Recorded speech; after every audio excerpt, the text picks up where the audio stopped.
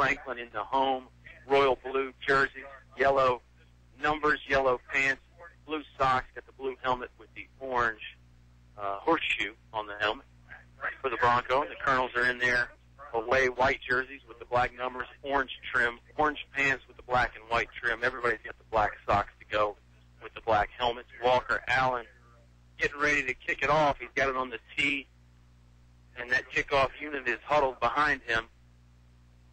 That kickoff team has been pretty good this year, Oscar, although the Colonels have given up one or two long returns. Yeah, they have, and you look at Franklin, they've got 3 players deep. Yep. Jacob East is out there on that kickoff team, so he's going to go. He was the other guy that was injured and they weren't sure about. Back deep looks like number 6, Marcus Stevens, for the Broncos. 2 guys join him around the numbers, but he's the deep man, and they'll kick it to the deep man. He'll field it on about the 15-yard line. Going to go straight up the gut, and he's got some room. He'll get brought down on the 42-yard line. Ball came out, fumble. It looks like Franklin fell on it. A couple of Colonel players were there. I think Timron Brown was in on the hit and then the subsequent fumble, but it looks like Franklin got it back and maybe even gained a yard. Yeah, Dustin Brown was there as well. Looks like he's the one that stripped the ball. But Franklin there to fall on it. Good field position starting from their own 43. Yeah, return man took it right up the gut, and he had some room. The one Colonel player that needed to stop him did stop him and caused the fumble, but the Colonels just couldn't maintain possession. Franklin will scrimmage from the 43-yard line, left hash mark. Big splits by the offensive line. There's a lot of gaps inside there in the I formation. Hand it to the tailback, going straight up the gut. Not a whole lot there. Gang tackle by the Colonels. He did gain about 3. Brought down on right around the 45-yard line. Malbeck was in on that. Yeah, big scrum in the middle. They actually gave him a favorable spot at 47, gain of 4. Its offensive line is split. You know, basically they cover half the field. Going to the tailback again. That's Brown. Brown goes left side. He's knocking heads. Finally brought down. Markel Payne in on the stop, as well as Demetrius Johnson.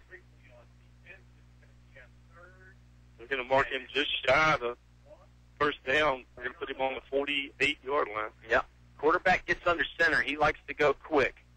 The fullback is right behind the quarterback. He could reach out and touch him. Tailback about 7 yards deep. They go to the tailback, Brown. He's got the first down. Not a whole lot more before he meets resistance, but he did get the first. Yeah, gain of 3 on the play. First down for Franklin.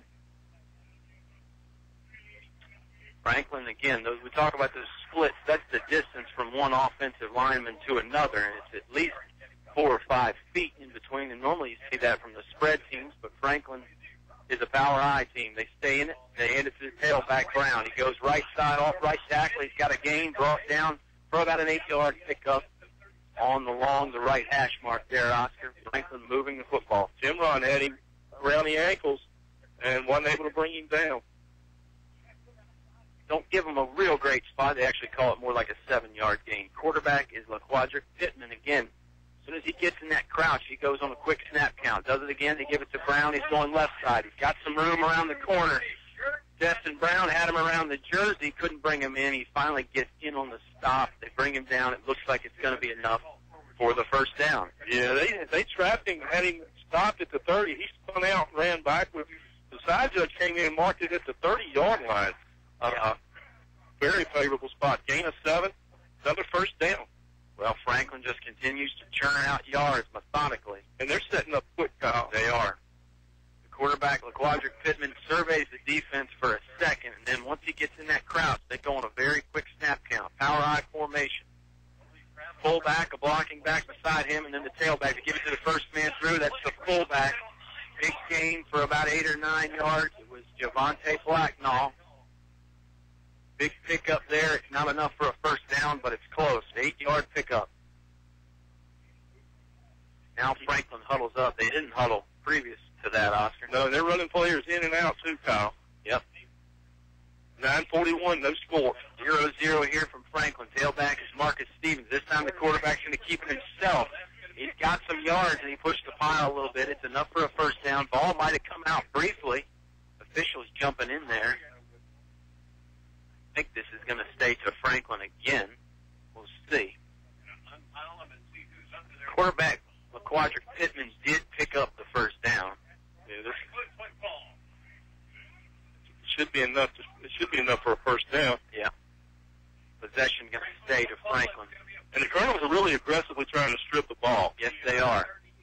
Juan Thornhill was in on the bottom of that pile, coming from that safety spot, trying to strip that football out, or trying to get it back anyway. No huddle this time from Franklin. They go with the big splits again. Pittman, under center, takes the snap. He's going to hand it to his tailback. It's Stevens. Stevens going around right side. He's got some room. Great tackle by Michi Malbeck. Hit him around the side pads, dumped him on the ground, and then he had some help coming behind him. But a good, solid tackle by Malbeck. Problem is it comes 5 yards downfield. Yeah, and that's been the story of this drive. It's 4, 5, 8 yards a pop, and they are, like you said, Kyle, they are rolling down, running downhill. And they hit so quick that Altavista really doesn't even have time to get penetration in the backfield. They go to Stevens again. He's going left side.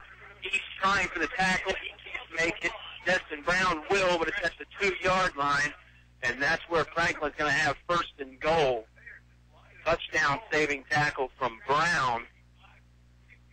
But it looks like Franklin is knocking on the door to get in this end zone here. First and goal from the 2, left hash mark. Again, Franklin does not waste a whole lot of time. Most of the time they don't even huddle. They just look at a wristband. Power I formation. They give it to the fullback. He looks like he's got enough, although he got stacked up right at the goal line. No signal yet. A couple Franklin players signaling, and now the official comes in and signals. Touchdown, Franklin. Javante Blacknall from 2 yards out. Officials waited a while to come in all the way from that sideline. I don't know if they just had to think about it or what. But it is a touchdown, 6-0 Franklin. Extra point on the way. They will kick Padilla on to try the extra point. Not a whole lot you can say there, Oscar. No, just what we expected. Yeah, good point. It comes at 8:42 in the first quarter, 6-0 Franklin. Here's the extra point. Snap is good. It's on the block. Kick goes up, and that looks good. It is. Broncos lead 7-0 on their opening drive. Colonels will get the football when we come back on 105.5 KD Country. Life happens. Divorce, family problems, criminal charges, civil litigation, or personal injury cases. Turn to David W. Shreve, an experienced attorney at law. David W. Shreve has been practicing law for 30-plus years. For free consultation for personal injury cases, call 369-6621. 369-6621. David W. Shreve congratulates the Colonels football team on making the playoffs. Go Colonels! David W. Shreve, located 7th Street in Altavista. Chef's Drive-In is a proud supporter of Altavista High School athletics. And after a great game, stop by Chef's Drive-In at 1101 Main Street in Altavista for the best food around. Next time you're hungry when there's no other place to go, give Chef's Drive-In a try. When it comes to ham biscuit, hamburgers, hot dogs, or fries, Chef's Drive-In can't be beat. And if you want the best hot dog and yummy milkshakes in town, you've got to give Chef's a try. Chef's Drive-In, Main Street, Altavista, across from CVS. You're listening to award-winning coverage of the Altavista Colonels on 105.5 KD Country.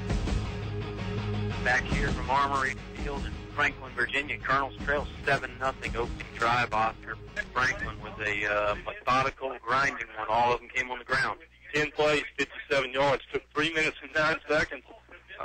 That was an impressive opening drive by the Broncos. It was. Here comes the kickoff from Padilla. It's a deep one going into the left corner. It's fielded by Timron Brown. Right sideline. He takes it up the numbers. He's got some room here. Spin move. Got hit hard. Brought down, but it's a good return. He's finally dropped it about the 32-yard line. Maybe, Oscar, the good news is if you're the Colonels, you didn't let Franklin break off any long ones. I mean, I think their longest run was probably 8 yards. So that's, maybe the one good thing you can take away from that drive if you're the Colonels. Yeah, and well coached. You can tell that well scouted too, because they kicked that ball away from Michi Malbeck. They threw it over to Timron. You're absolutely right. Timron Brown's got some speed, but he probably doesn't have the big play potential and moves that Michi Malbeck has. I'm sure Timron would try his hand at disputing that statement too. Good return by Timron, got him in good field position. Left hash mark. Colonel's got 1st and 10. Snap hit by Thornhill. It looked like a decent snap, and he just missed it. He's going to roll out, try and get something out. The ball came out again. It's down, though. Whistle is blown. Thornhill goes down. It's still going to be a loss, probably of about 8 or 9 yards there. Snap again looked good. I think Thornhill just took his eyes off it momentarily. Yeah, he did. Franklin up on the line of scrimmage had 8 men packed down tight. Might be jitters. Might be. From the sophomore. Usually Juan's pretty short-handed, so it brings up 2nd and 17. Yeah, it may have been a passing play, and Juan was already trying to scan downfield. Who knows? They'll go again, 2nd and 20. This time they're on the left hash mark. He's got Destin Brown right beside him, 2 receivers to each side. Here comes the snap. This one good. Field is clean. Thornhill's going to go left tackle. Picked up about 3, but he's dropped just short of the 30-yard line. So this will bring up 3rd and long. 3rd and about 15 for the Colonels, Oster. Not the way you wanted to start. No, absolutely not. And again, brings up a 3rd and 15. Yeah, roughly. So, big Jacob East here split wide to the right. Yeah, East is in. Malbeck is in, so that's good news on the injury front. Here's 3rd down. Waist-high snap is caught by Thornhill. Thrown over the middle. He's got Malbeck. Malbeck may have gotten tripped up going for it. The pass ball's incomplete right at the 50-yard line. Malbeck got a fingertip on it. He wanted the flag from the official. No, it was feet. It looks like feet got tangled up. The pass, he was open. Nice pass by Juan. Yep. That little bit of difference that where Michi got his feet tangled up a little bit cost him. That's encouraging sign, I think, for the Colonels. Certainly not the way you wanted a 3 and out, but looks like they may have an opportunity to pass the ball. So. Yeah, I think they probably will. You're right. They got to do something on defense, though. They've got to punt it away first. Cody Andrews back deep. Got his heels on the 12-yard line. Snapped, short hop to him, but he's got time. He got it away. It's not a great kick. He was almost hit, but he wasn't. That ball nearly touches a Franklin player that takes a good bounce for the Colonels and will get down on the 49-yard line in Altavista territory. So Franklin starts with fantastic field position. Not a great punt, but you got to give Andrews a lot of credit just for getting rid of it there. As the rush was coming, there was a low snap. Yeah, certainly not the way the Colonels wanted to start off. Had one snap that was mishandled by Thornhill, a good snap, and then that punt snap was low, and Andrews had a tough time handling it. Yeah, he had to make like a short stop, fielded off the short hop, and he managed to get it away before the rush. Here comes Franklin on 1st down to give it to the tailback. Got about 1, but there's not a whole lot there. He's stuffed. Thornhill's in on it.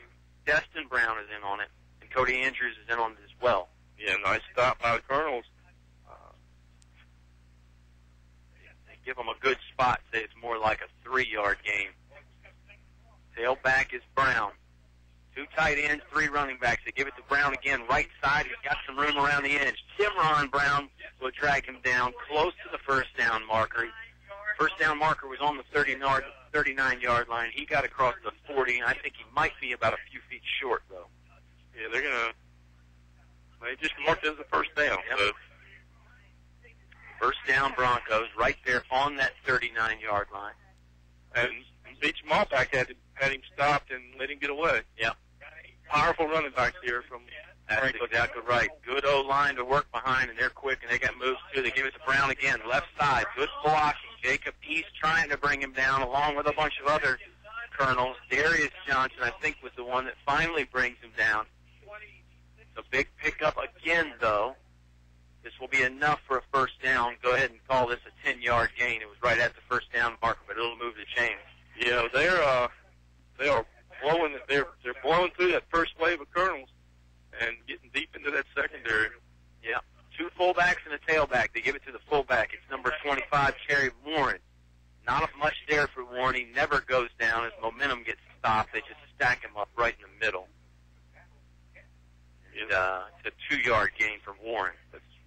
Warren, and they brought in number 45, who is a big kid. They don't have weight listed, but he's a big kid. He is. He's a good-sized lineman, but he's in the backfield playing fullback. That's Anthony Lott Davis. He's the other fullback. They're going to pass. Play action. Got a man wide open in the end zone. Complete touchdown. Franklin. It's Corey Porter on the play action pass for the touchdown. Broncos lead 13-0. Extra point on the way. Yeah, and with the scouting that we'd seen, Franklin doesn't throw the ball much. Jacob East bid on that play-action pass, came in, and he was wide open. Yep.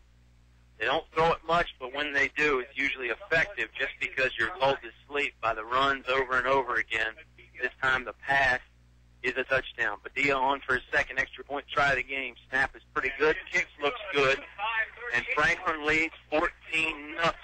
Let's see if the Colonels can answer after this timeout on 105.5 KD Country.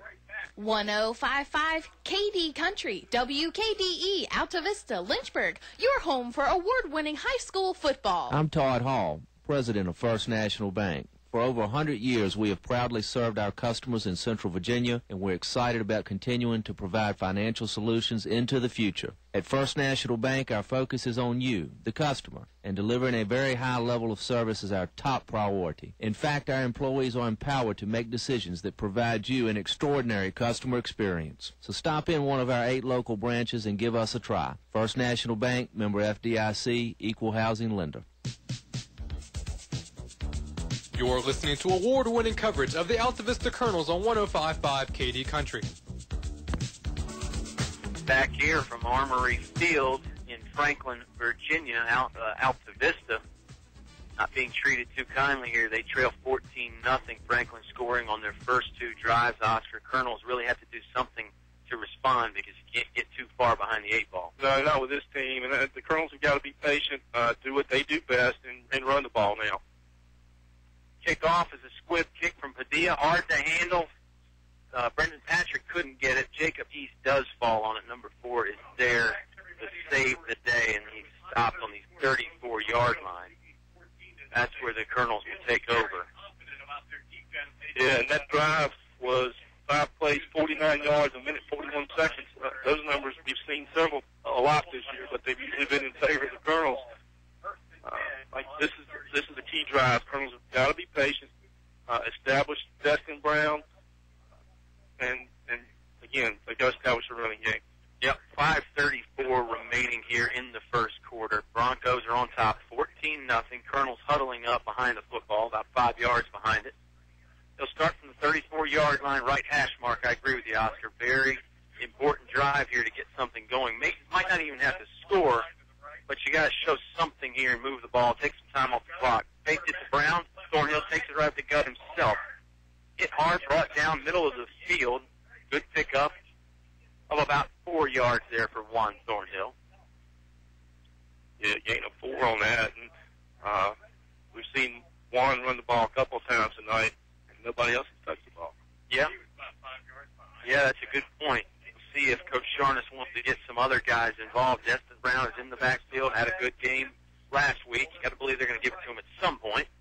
Maybe not on this play, though. And they brought Davis Jones in the slot. Yeah, that's a different look.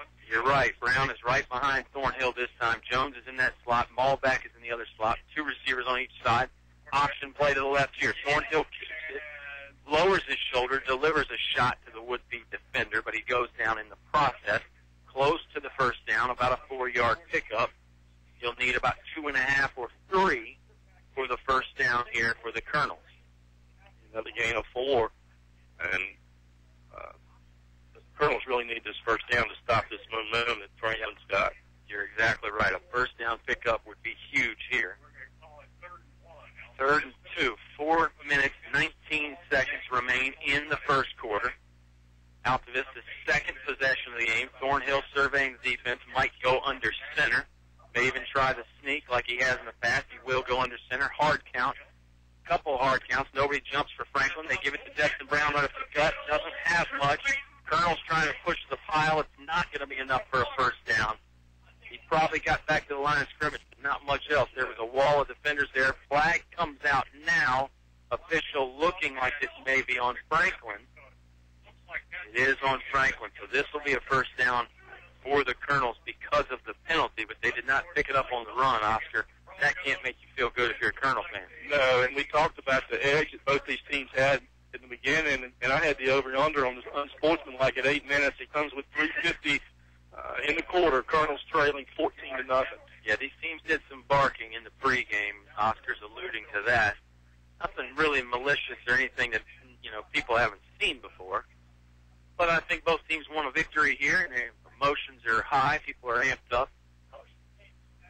And it is a part of the game. Thornhill back in the shotgun again. Got Destin Brown to his left. Two receivers on each side. Right on the middle of the field there on that F. Thornhill wants the pass. He's going to have to do it from out of the pocket. Throws. He's got a man. It is dropped. Davis Jones had it. Pressure was coming from the secondary. Jones got his hands on it. Couldn't haul it in. Give Franklin's defense good credit for closing the distance there and making it tough on Jones to pull that in. If Davis Jones, you're exactly right. Davis had gotten behind the secondary as one sprinted out to roll left, had to force back to the right, had a couple of options. Davis was down deep. The ball was just over the defender's hands, and I'm sure that distracted Davis a little bit and hit him low, and he couldn't hang on to it. Couldn't hold on to it. 2nd and 10 for Juan Thornhill and the Colonels. They'll scrimmage from the 43-yard line, middle of the field. He moves Brown over to his left. He's going to go left. Got some room on the left side there. Tripped up around the ankles. Boy, Thornhill had some room to run. If that ankle tackle hadn't have come for Franklin, then Juan Thornhill could be strutting in the end zone right now. As it is, it'll be about an 8-yard gain. And it'll bring up 3rd and 2 for the Colonels. And, again, I think this is a big play. Colonel's got a little bit of a drive going, helped by the 15-yard penalty. But they need this first down. Absolutely. Thornhill gets the play from the sideline, taking his time, letting everybody know what it is. Now he goes into the crouch. Snap is letter high, and he catches it. He's going to throw. Going to the sideline. He's got the ball back, and then is knocked away, incomplete. Good defense from Franklin. Michi had a chance again, but couldn't haul it in because some good defense there from number 9, Corey Porter. And you're at the 35-yard line. I've got to believe that Shorness will go for it here, trailing 14-0. This would be difficult field. This would be the worst starting field position if they do go over on downs. But yeah, no, you're absolutely right. They are going for it. And I think Shorness probably had that in mind when he called that long pass play there. He said, hey, we're going for it anyway on 4th down. And this play's taking a little bit of time to develop, and I think you got to watch for the hard count first and see what happens out of that. You're right. Thornhill's in the shotgun. He's got Brown right behind him. Looking to the sideline one last time. Colonels do have to hurry, though. They took a while getting this play in. Here's the shotgun snap. Option left. He pitches to Brown. Brown's got a first down. Turns the corner. He can hit hard. And they say stays in bounds. Brown got really popped over there, but he jumps right up. Brown loves the contact, so he doesn't mind. Good pickup from Destin Brown along the left side. They're going to mark it at the 29. They're going to call it a gain of 6. First down, Colonels. That's a big play for Altavista. That was a big play. Good option play. Thornhill calm under pressure. Great pitch. Put it right on the hands of Destin Brown, and Brown did the rest of it. 2 receivers to each side again for Altavista. They keep moving, fresh set of downs. They'll put them all back in motion to the right. Now there's 3 receivers over there. They want to throw to him. Got to complete to Michi, but he fell down. The ball may have even dropped, too. I don't know if they're going to call that complete or incomplete. They're going to call it complete, it looks like. 2nd and 10, no gain on the play. In the NFL, that wouldn't have been complete. But it was complete here, and Malbeck's knee hit the ground anyway. So it was almost 6 of one, half a dozen of the other there. Brings up 2nd and 10. 2 minutes left in the first quarter. Colonels trail 14-0, Kyle. Broncos have scored on their first 2 possessions. Colonels deep at the 29-yard line of Franklin. Colonels would love to get a score here. Thornhill calling out the signals. Here's the snap. He's going to go left side. Now he cuts his hat. He's dropped in the backfield. Loss of yards there. Good tackle by number 14, Xavier Freeman. He brings down Juan Thornhill in the backfield. Juan didn't have much room to run there, and that's going to make it 3rd and 12 now with the loss of down, or with the loss of yards, excuse me. Yeah, and just from my perspective, I'd like to see the Colonels get Dustin Brown involved. Over 100 yards last week, and when he's had good nights, the Colonels have had good nights. And right now, they're 10 on 1, and he's not hadn't had any real positive yardage, anything past 5 or 6 yards. Yeah, Juan's had a couple good pickups, but I agree with you. They are keying on Juan Thornhill. Brown is right behind him. Andrews in the backfield as well. They fake to Brown. Juan wants to throw. Got Malbeck over the middle. It's complete at the 20-yard line. Malbeck breaks it outside. Now he's brought down first down pickup. 20-yard line was the yard to gain.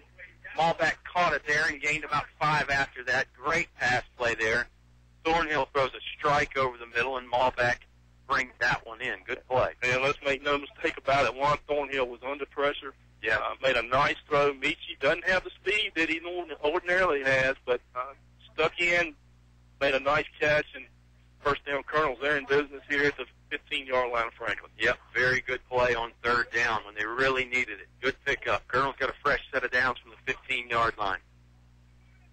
Thornhill taking his time now. He's got Andrews on the wing, going to put him in motion right up the gut.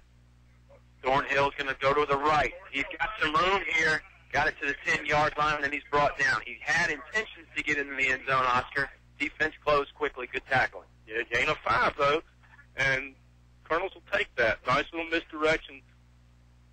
And everybody left, and he cut back to the right. The hole was there. Yep. And Franklin's stacking 7, 8 players right up at the line of scrimmage.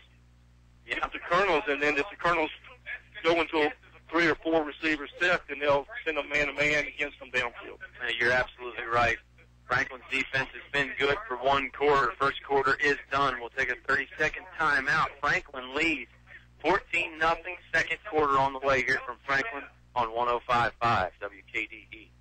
In the past century, our community has grown, and Finch & Finch Funeral and Cremation Service has grown too, alongside the families they've known for so long.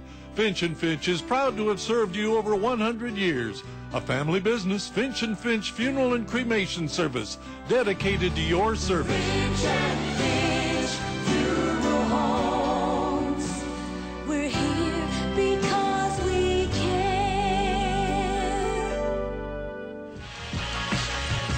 You're listening to award-winning coverage of the Altavista Colonels on 105.5 KD Country. 50 years of outstanding high school sports on KD Country. Eleanor Haney back in the studio producing us, doing a great job.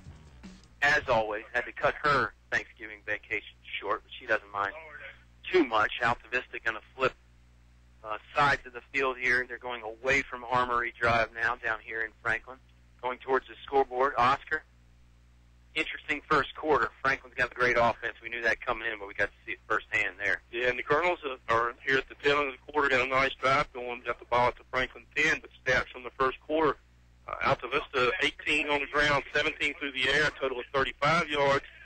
Franklin with 81 on the ground, 25 through the air, total of 106 yards. The big play really for Altavista on this drive that kept it going was that 15-yard penalty. But since then, the Colonels look like their offense is a little bit more in sync. Yeah, absolutely. They seem to have gotten Franklin's D figured out a little bit anyway. It's still a process. 2nd and 5 on the way. Thornhill's going to put Maul back in motion to the right. They've got this short side flooded. Thornhill's running there. Wants the pass, going to have to get rid of it. Does get rid of it. Throws it away. They throw the flags now, and I thought the pass went far enough downfield. You got to get back to the line of scrimmage, or it's an intentional grounding. I think they're actually going to say it's a late hit now, maybe, on somebody from Franklin out of bounds. We'll see. There were 2 flags out there, actually. Thornhill and the entire Altavista team looking over at the officials to see what they're going to call here.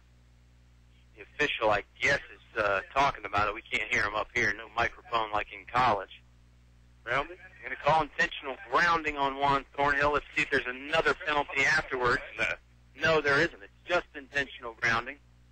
Well, he was out of the pocket for one thing, but then the pass has to be downfield past the line of scrimmage. I thought it was, Oscar, so I thought that was a clean throwaway there from Juan Thornhill and should have been no penalty. He's going to bring it back to the 22-yard line because of the grounding. It's a loss of down as well. No, and here comes the personal foul. They did call a second penalty, Oscar. Okay, so the personal foul was on Franklin. Now they'll mark that off half the distance to the goal. Right.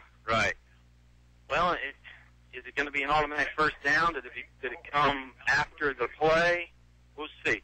11:54 to go. Let's talk about what we know has happened already. Franklin scored twice in the first quarter. 2-yard run from Blacknell, and then a passing play. Quarterback Pittman found Porter from 21 yards out on the play action. Only pass play of the game for Franklin. They scored on it. Altavista had to punt on their first possession in the first quarter. this is a continuation of their second possession of the first quarter, and they have moved the ball well here. Everybody's still waiting on the call from the officials. And I read the official. He just said first down, but I'm not. Well, if it's a personal foul at the end of the play, it should be an automatic first down. We'll see. Third down still on the board. Yep. And it's about third and 5.5 for Altavista. The original first down marker was 5. That's where it stays. So it's really all for naught. I don't know why I didn't just do the offsetting penalties thing there, but who knows. Two receivers to each side for Juan Thornhill. Wants to throw again, looking left. Now he's flushed out of pocket and hit. Sack dropped at the 18-yard line. Great coverage downfield from Franklin. Juan Thornhill just had nobody to go to, Oscar. No, nice coverage by Franklin. There was not anybody that was open for the Colonels on that play. One nice rush. They broke the pocket down. Yeah. They're going to bring in Walker Allen. Looks like they're going to try the field goal. This would be, maybe at the edge of Walker Allen's range. Allen's going to put the tee on the 25-yard line, so we'll call it a 35-yard punt. Not a punt, field goal attempt, excuse me. And in warm-ups, that was about the edge of his range here. Yeah. He was kicking from 37, 38 yards. And we saw him. He was making him. A little different when you got a rush coming. Snap is good. It's on the block. Kick is up. It's got plenty of distance, but it's no good. Allen pulled it just a little bit from that right hash mark. It had plenty of distance and looked good flying through the air, but didn't have the direction. So it remains 14-0. Franklin with the lead. It was a 4th and 12. You couldn't have faulted Mike Sharners for going for it, but you couldn't have faulted him for trying the field goal there too. No, kudos to the Franklin defense. They stood up at the end. Colonels had a 2nd and 5 from the 10-yard line and weren't able to get it in. Yep. Good defensive stand from Franklin. Bend but don't break. Now we get to see the Bronco offense in action again. If the Colonels could get a stop or a turnover, boy, that would really give them some momentum to work with. Give it to the tailback here. Going left side, that's Brown. Brown breaks one tackle. Now he's stacked up. Big rugby scrum. He'll get thrown back. About half the Colonel team in on the stop there. We'll call it a 5-yard gain for Travis Brown and the Franklin Broncos. Yeah. They're gonna call it a gain of 5, like you said. Again, big splits. Linemen spread out across half the field. They go from a power line formation. Quarterback can't get it to the tailback this time. And the ball came out. Colonels have it on the fumble. Nice call. Nice call, Kyle. You called for that, Colonel. I did, and it looked like number 3, Markel Payne, coming out of there with the football. The King comes up with a big turnover. We said if they could get one, it would really change the feel and the momentum of this football game, and they just got it off. Well, they did, and not to put any pressure on the Colonels, they've got to take advantage of this. They've got to get this ball in the end zone. With what we've seen from this Franklin offense, you can't keep giving them opportunities and not get it in. No, I would agree wholeheartedly. Great fumble there. It looked like the quarterback, LaQuadrick Pittman, just could not get back to the tailback in time. Markel Payne finds the football for the Colonels. First down for Juan Thornhill. Looking to pass, he does. Dimitri Malbeck slipped down. Pass just ends up sailing over his head, harmlessly incomplete. But Malbeck was open, just lost the footing. He was open at around the 10-yard line, and just, I don't know, he just lost his foot. Nice pass by Juan. Yeah, it was a good pass. Thornhill steps up in the pocket, threw a strike. Michi just couldn't keep his feet. It'll be second down from the left hash mark. 26-yard line. Colonels have got great field position after the turnover. We talked about Colonels trying to strip that football out. They were successful at least one time here so far tonight. Thornhill's got trips to his right. He's going to run that way. Now he cuts it inside off tackle. Not a lot of room to run. He had Daquan Myers as his lead blocker in the backfield. Did gain a little bit, but not much more than a yard. Yeah, again, Thornhill looks like he had a little bit of a gap, but it closed quickly. No gain. Yeah, and I think Juan wanted to go outside. The defensive end stepped up from Franklin and took that away, so Thornhill had to cut it up, and then the pursuit followed him into the hole there and brought him down. 3rd and 10. You'd think the Colonels would go for it if they don't get it here, but you never know. They could try another Walker Allen field goal. 2 receivers to each side. 9 minutes and 35 seconds remain in this half. Thornhill wants to pass. He's got Maul back down right sideline, goes up for it, incomplete. It was a battle in the air. Ball falls to the turf, and this will bring up 4th down. Yeah. Michi went out on like an out. Yeah. And curled back down the sideline, and Franklin was having none of that. Well covered. Yeah, good defense from Franklin. You know, Juan Thornhill completed the one pass to Michi Malback over the middle, but that's it so far as passing goes. That'll bring up 4th and 10. You got to believe it's another passing down, but you never know. You could maybe run the option play again that they picked up a 1st down on earlier. We'll see. Dustin Brown back in the game, and he has not had a rushing attempt tonight. Yeah, he had the one on the option pitch, but that was it.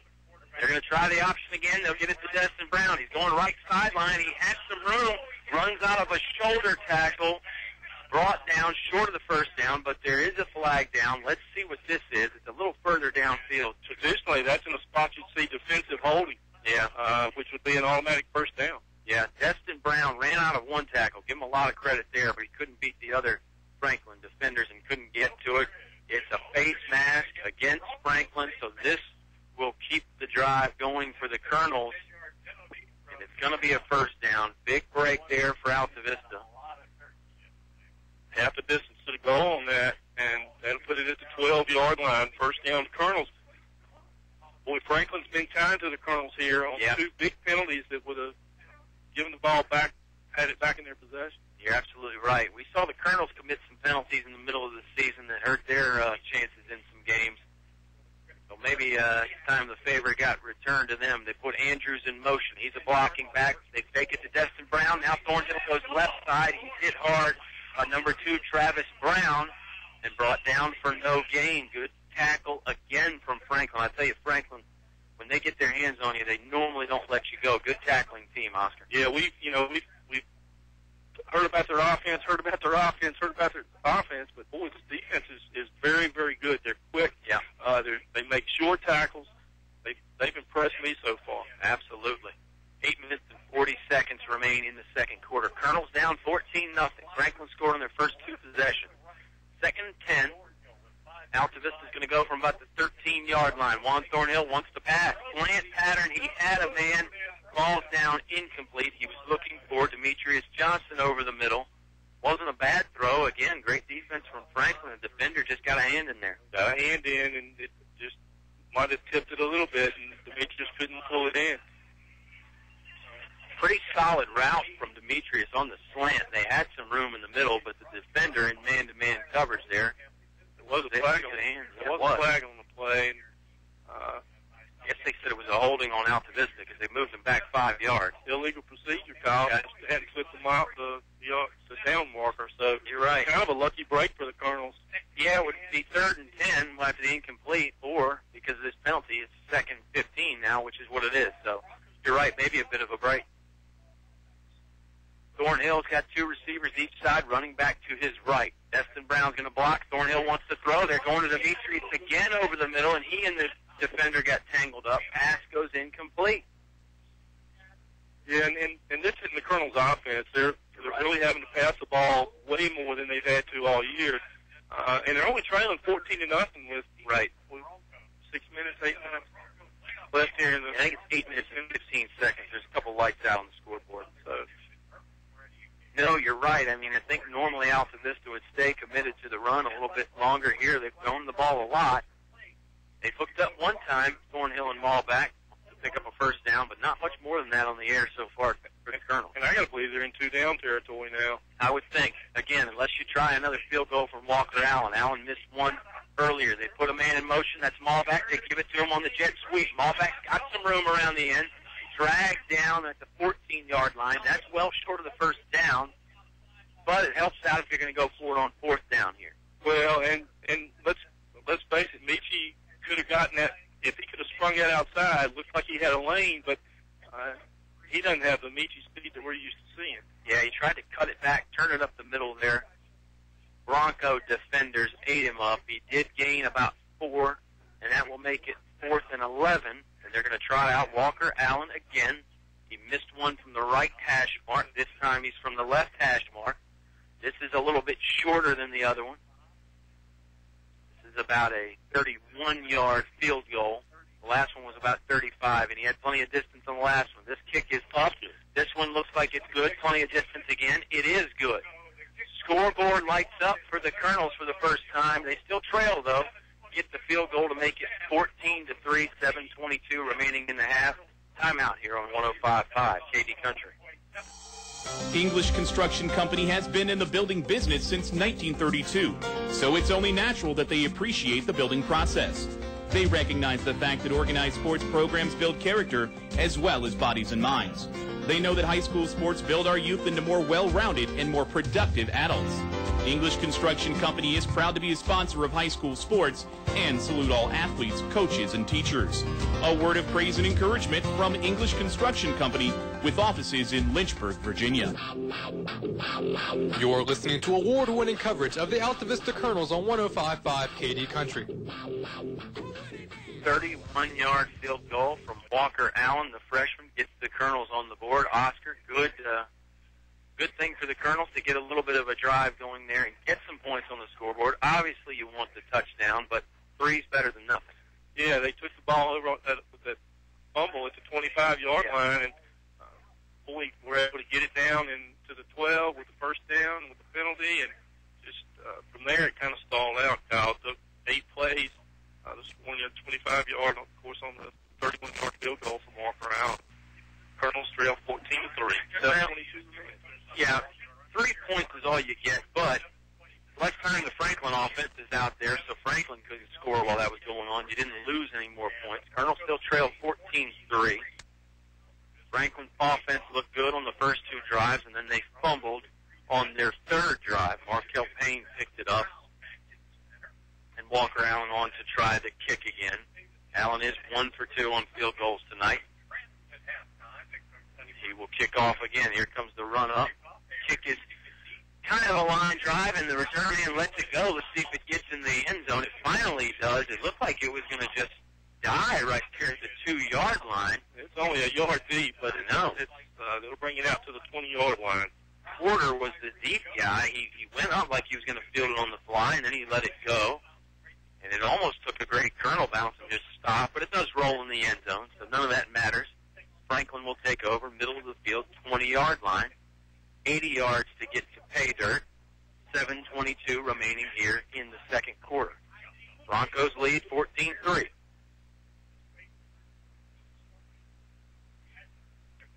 See if they can hold on to the football. They couldn't do it last drive.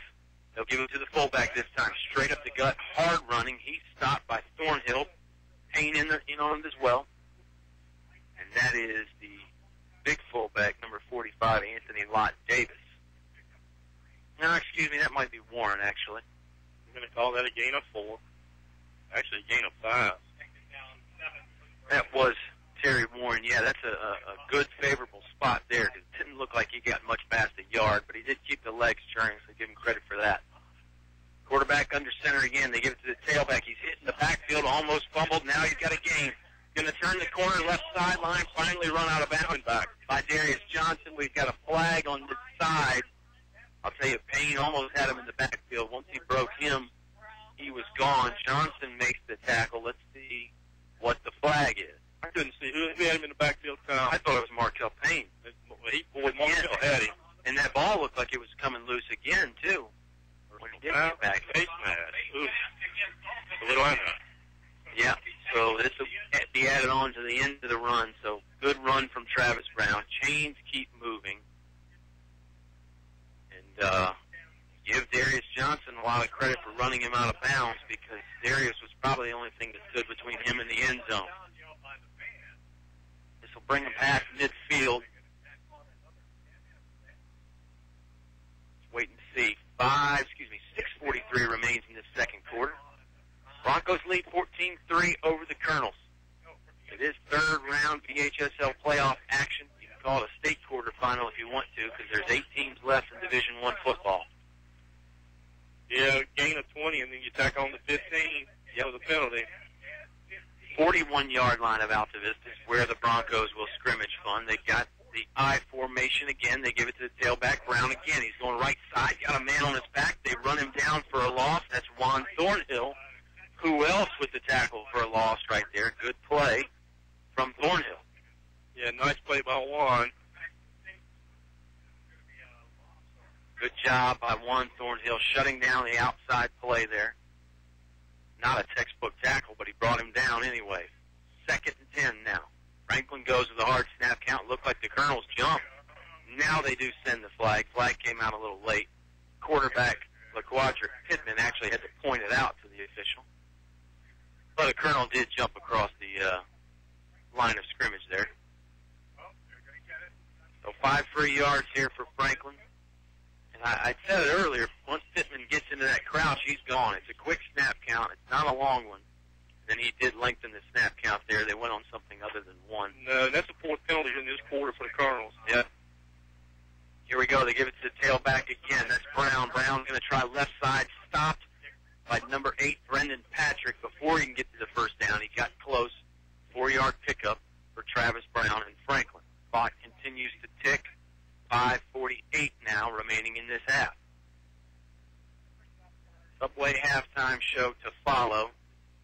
Plenty of things to talk about there. And plenty more football in this one.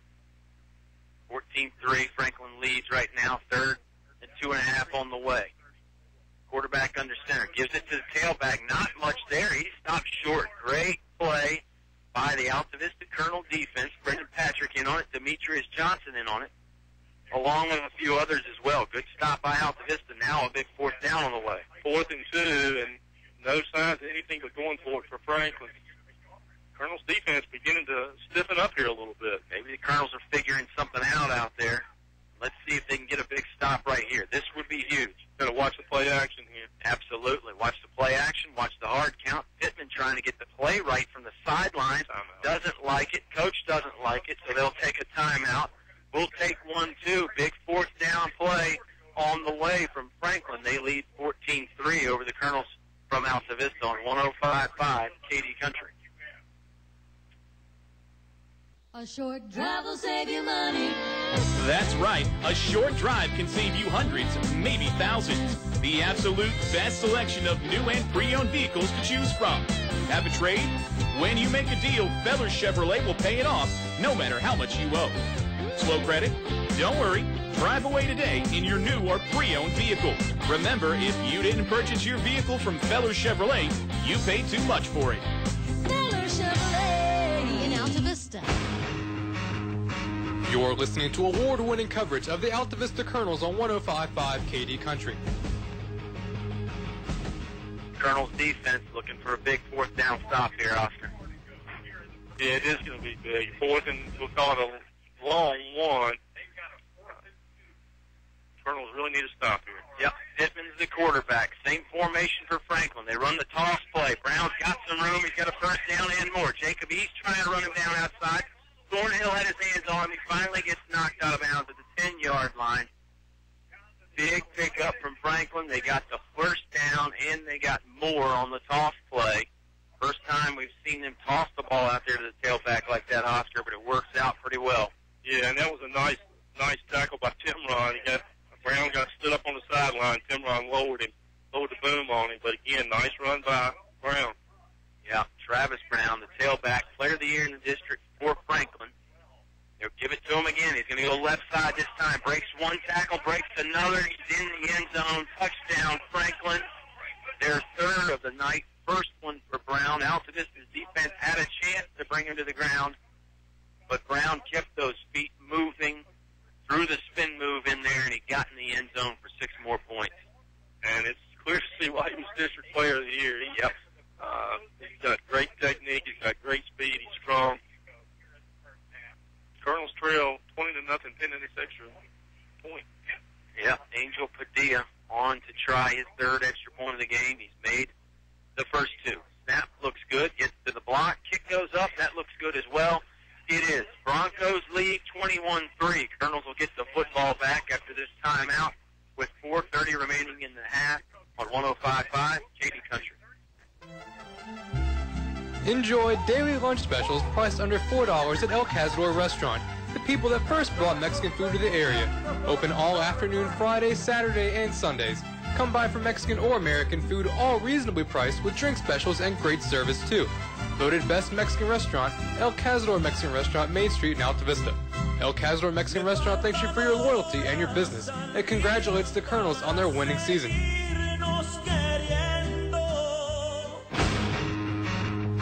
You're listening to award-winning coverage of the Altavista Colonels on 105.5 KD Country.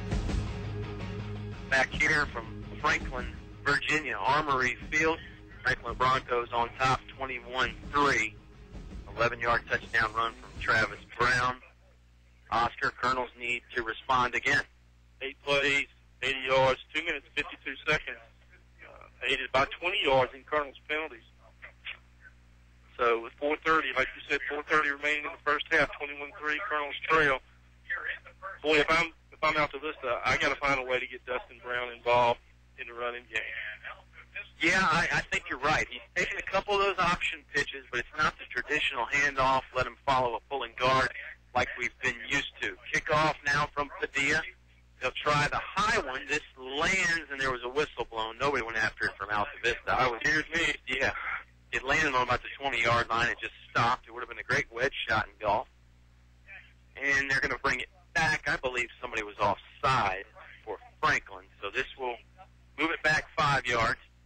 Altavista is not the only Campbell County team trailing right now, Oscar. Brookville trailing 17-7 in their Division III third-round game against Rockingham County. That's a region final. They still have regions in AA, unlike us here in single A. But still plenty of time in that one. Waning moments of the first half. We've got 4:30 left in the first half here. Still plenty of time for the Colonels to score, and they get the ball back in the second half as well. So you can be optimistic at this point, I think. The D is going to try the kick again. Let's see if he goes with the lob shot again. This is more of a line drive, and it looks like Malback's going to go for it. He slid down to a knee. They didn't call him down. He picks up and runs it. Now he jumps out of bounds.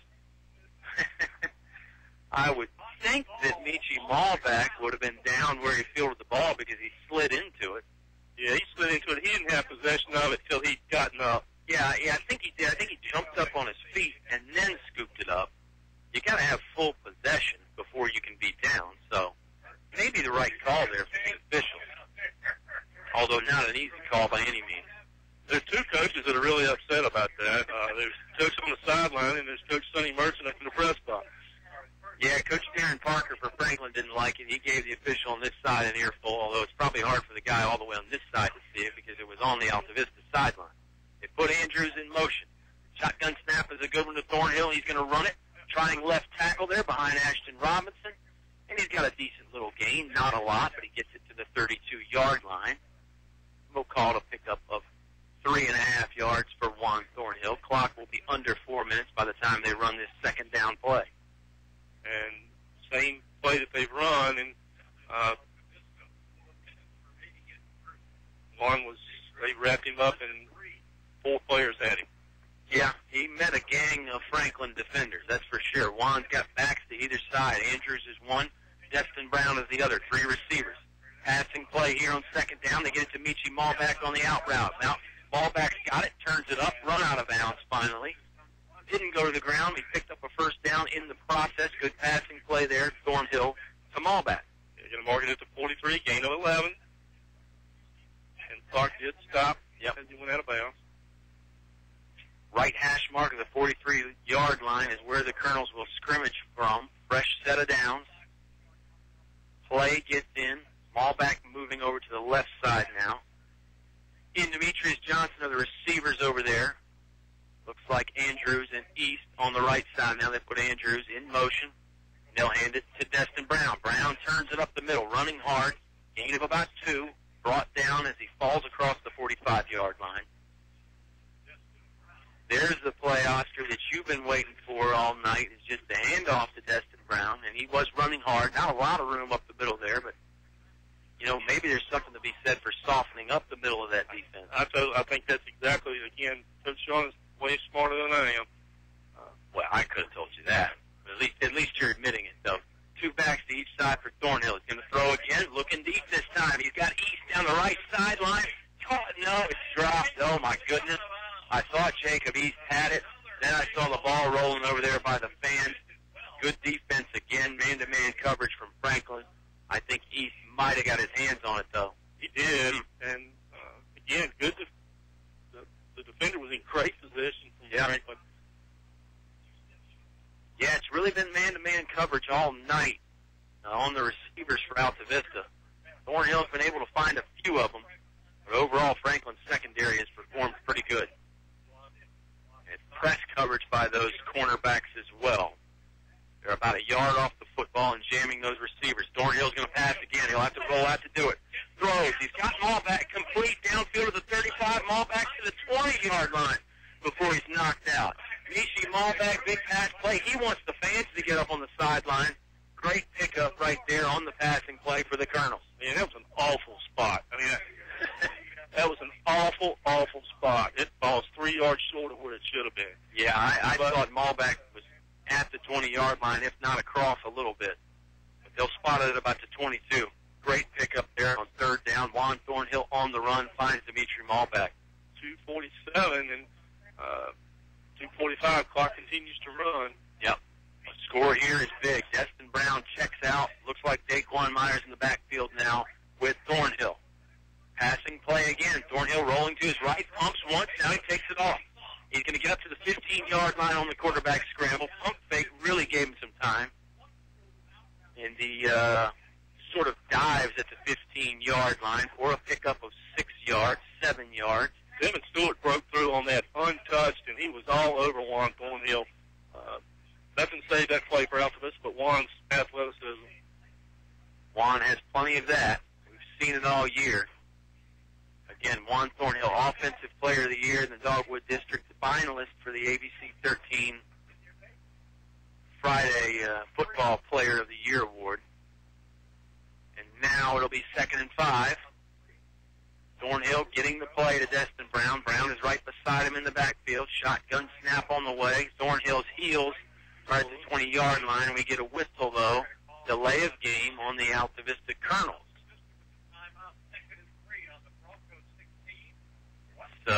Got to make it about 2nd and 9 now after the delay of game penalty. 1:43 remaining in this first half, so time is an element here, Oscar. And that's the 5th penalty for the Colonels in this quarter. Yeah.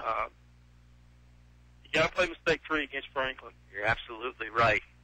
Ball spotted on the 20-yard line, exactly. 20-yard line painted in blue and white here at Franklin. Again, the field looks good. Now you're going to see a timeout from Altavista. Mike Sharnis didn't like the play call or didn't like something that was going on. He takes a timeout. We'll take it with them. Colonels trail 21-3, under 2 minutes here in the first half on 105.5 KD Country. Get ready for winter driving and get some extra spending money.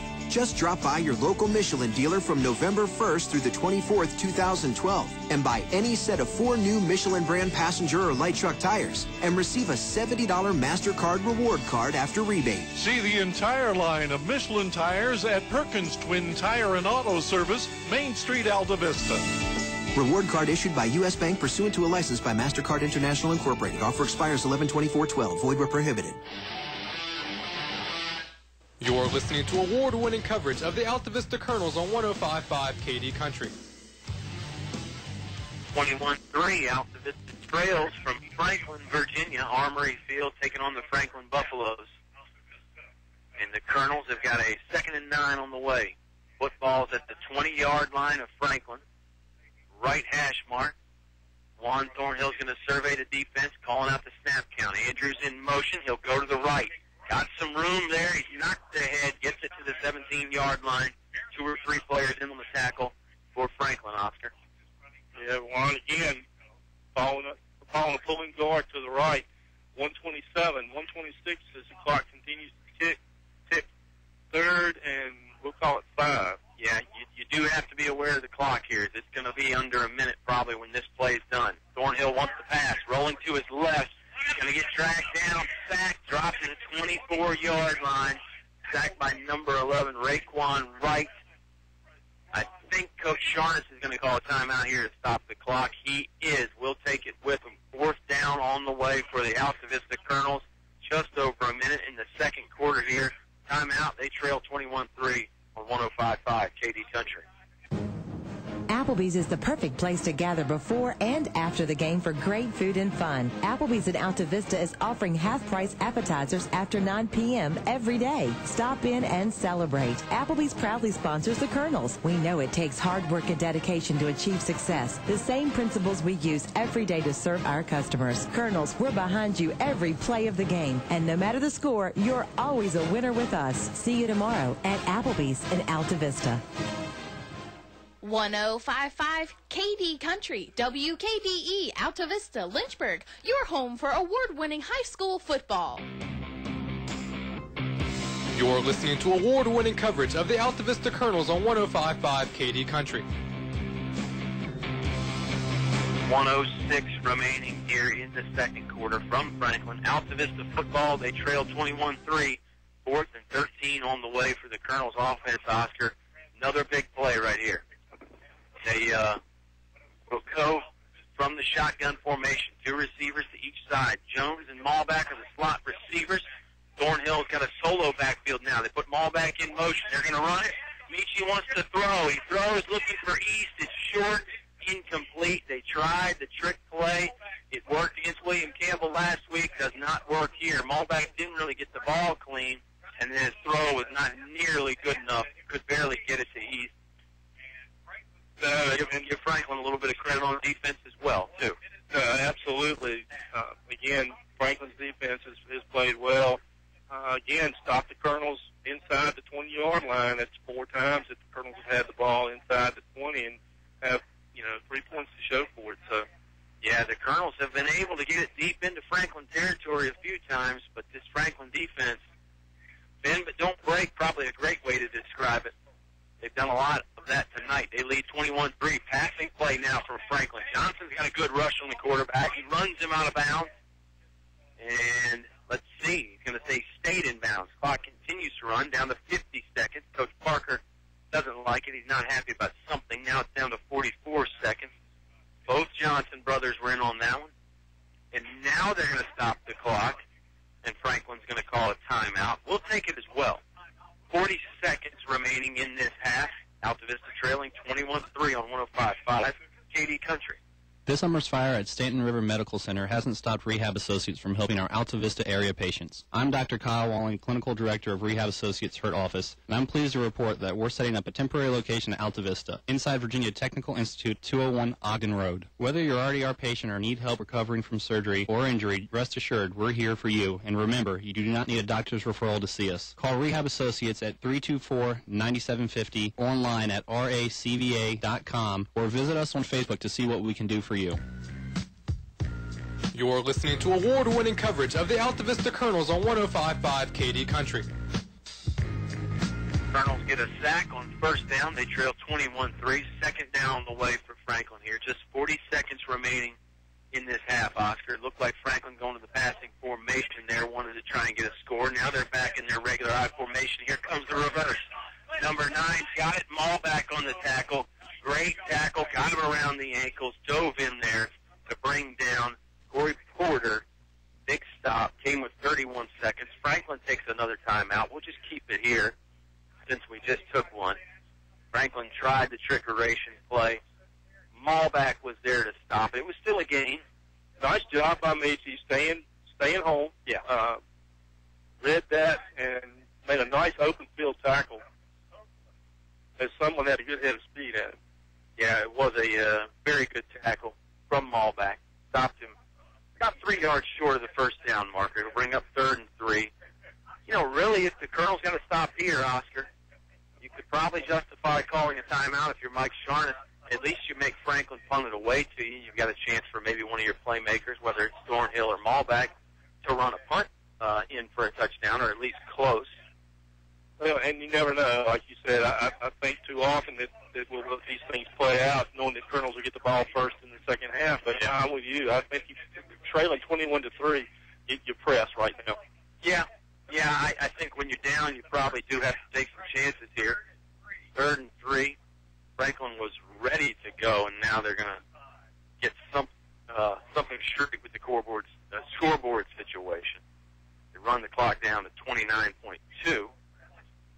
Official now gets it 27.9. That's where the official likes it. And actually, he looks like he's going to signal up here and tell him how much time he wants. I don't know when the timeout actually came. I thought it was more like around 30 seconds. 31 seconds. Wanting to reset it to 31, and that's exactly where it was before. Right, exactly. If you're a scoreboard operator, you just can't win. We've seen that with Mr. Mundy at Altavista. It's a thankless job. Franklin in with the two tight ends and three running backs again. Passing play. Quarterback looking deep over the middle. It's picked off. Juan Thornhill's got the pick. He gets knocked back to the 40-yard line, so it really works out like a punt for Franklin.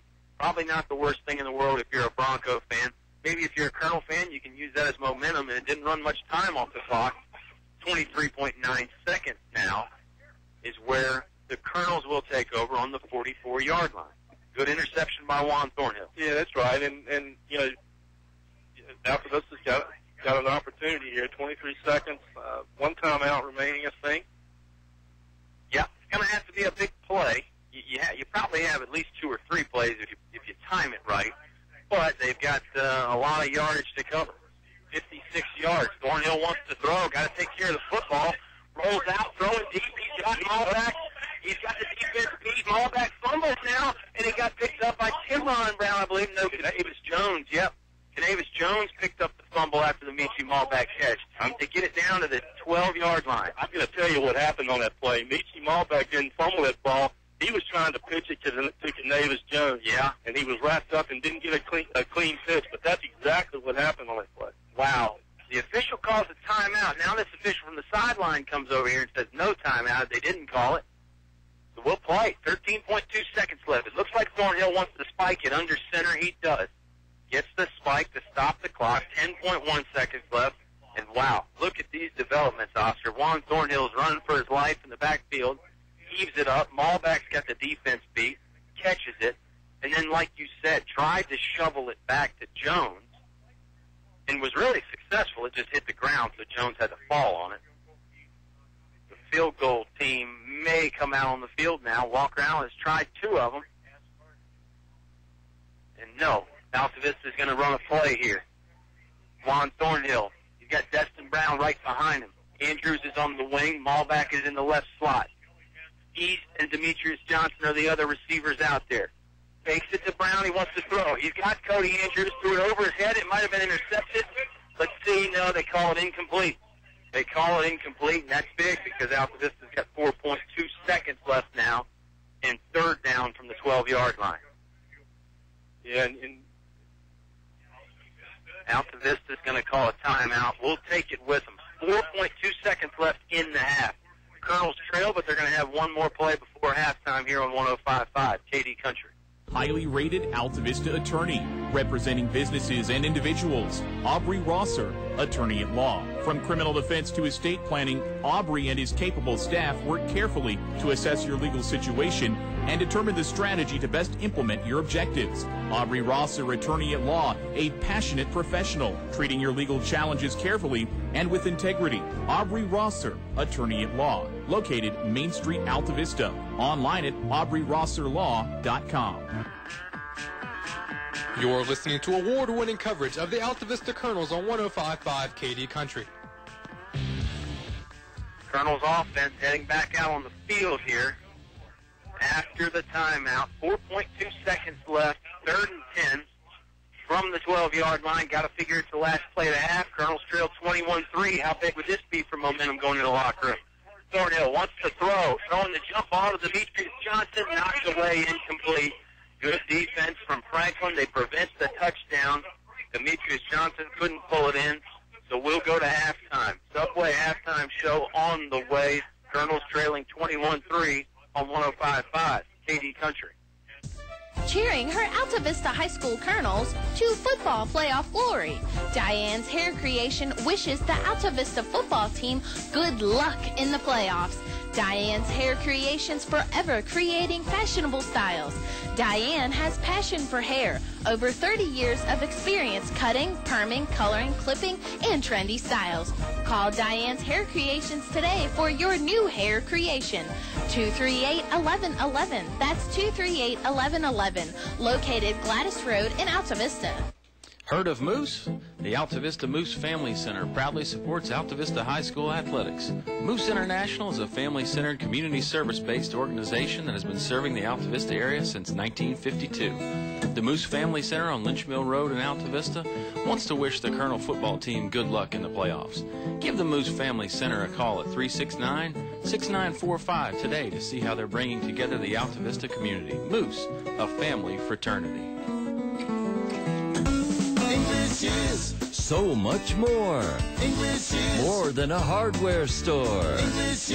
English is your complete home center. Everything for every job you do. Always here for you. Get the quality you really need. English is so much more. English is more than a hardware store. English is your complete home center. On North Main Street, Altavista open Saturday 8 to 4. You're listening to award-winning coverage of the Altavista Colonels on 105.5 KD Country. Back here, Armory Field in Franklin, Virginia. Colonels on the road taking on the Broncos from Franklin, and they trail 21-3. Good first half of football. Obviously not the way you want it to go if you're a Colonels fan. But I don't think they're out of this thing just yet, Oscar. No, and you know, I like the play. You wonder, you know, should you go for the three? You go for the touchdown. Two different ways to look at it. If you go for the three, you're really only 2 scores down with the potential 2-point play for the extra point.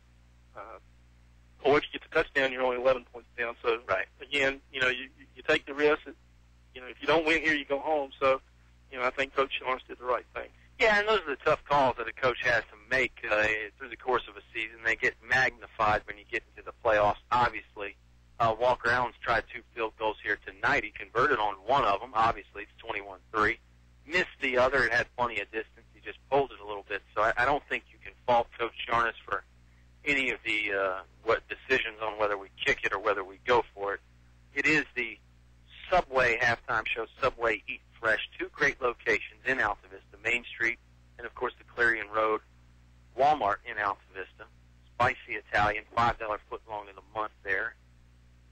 Definitely give them a visit because you can't go wrong at Subway.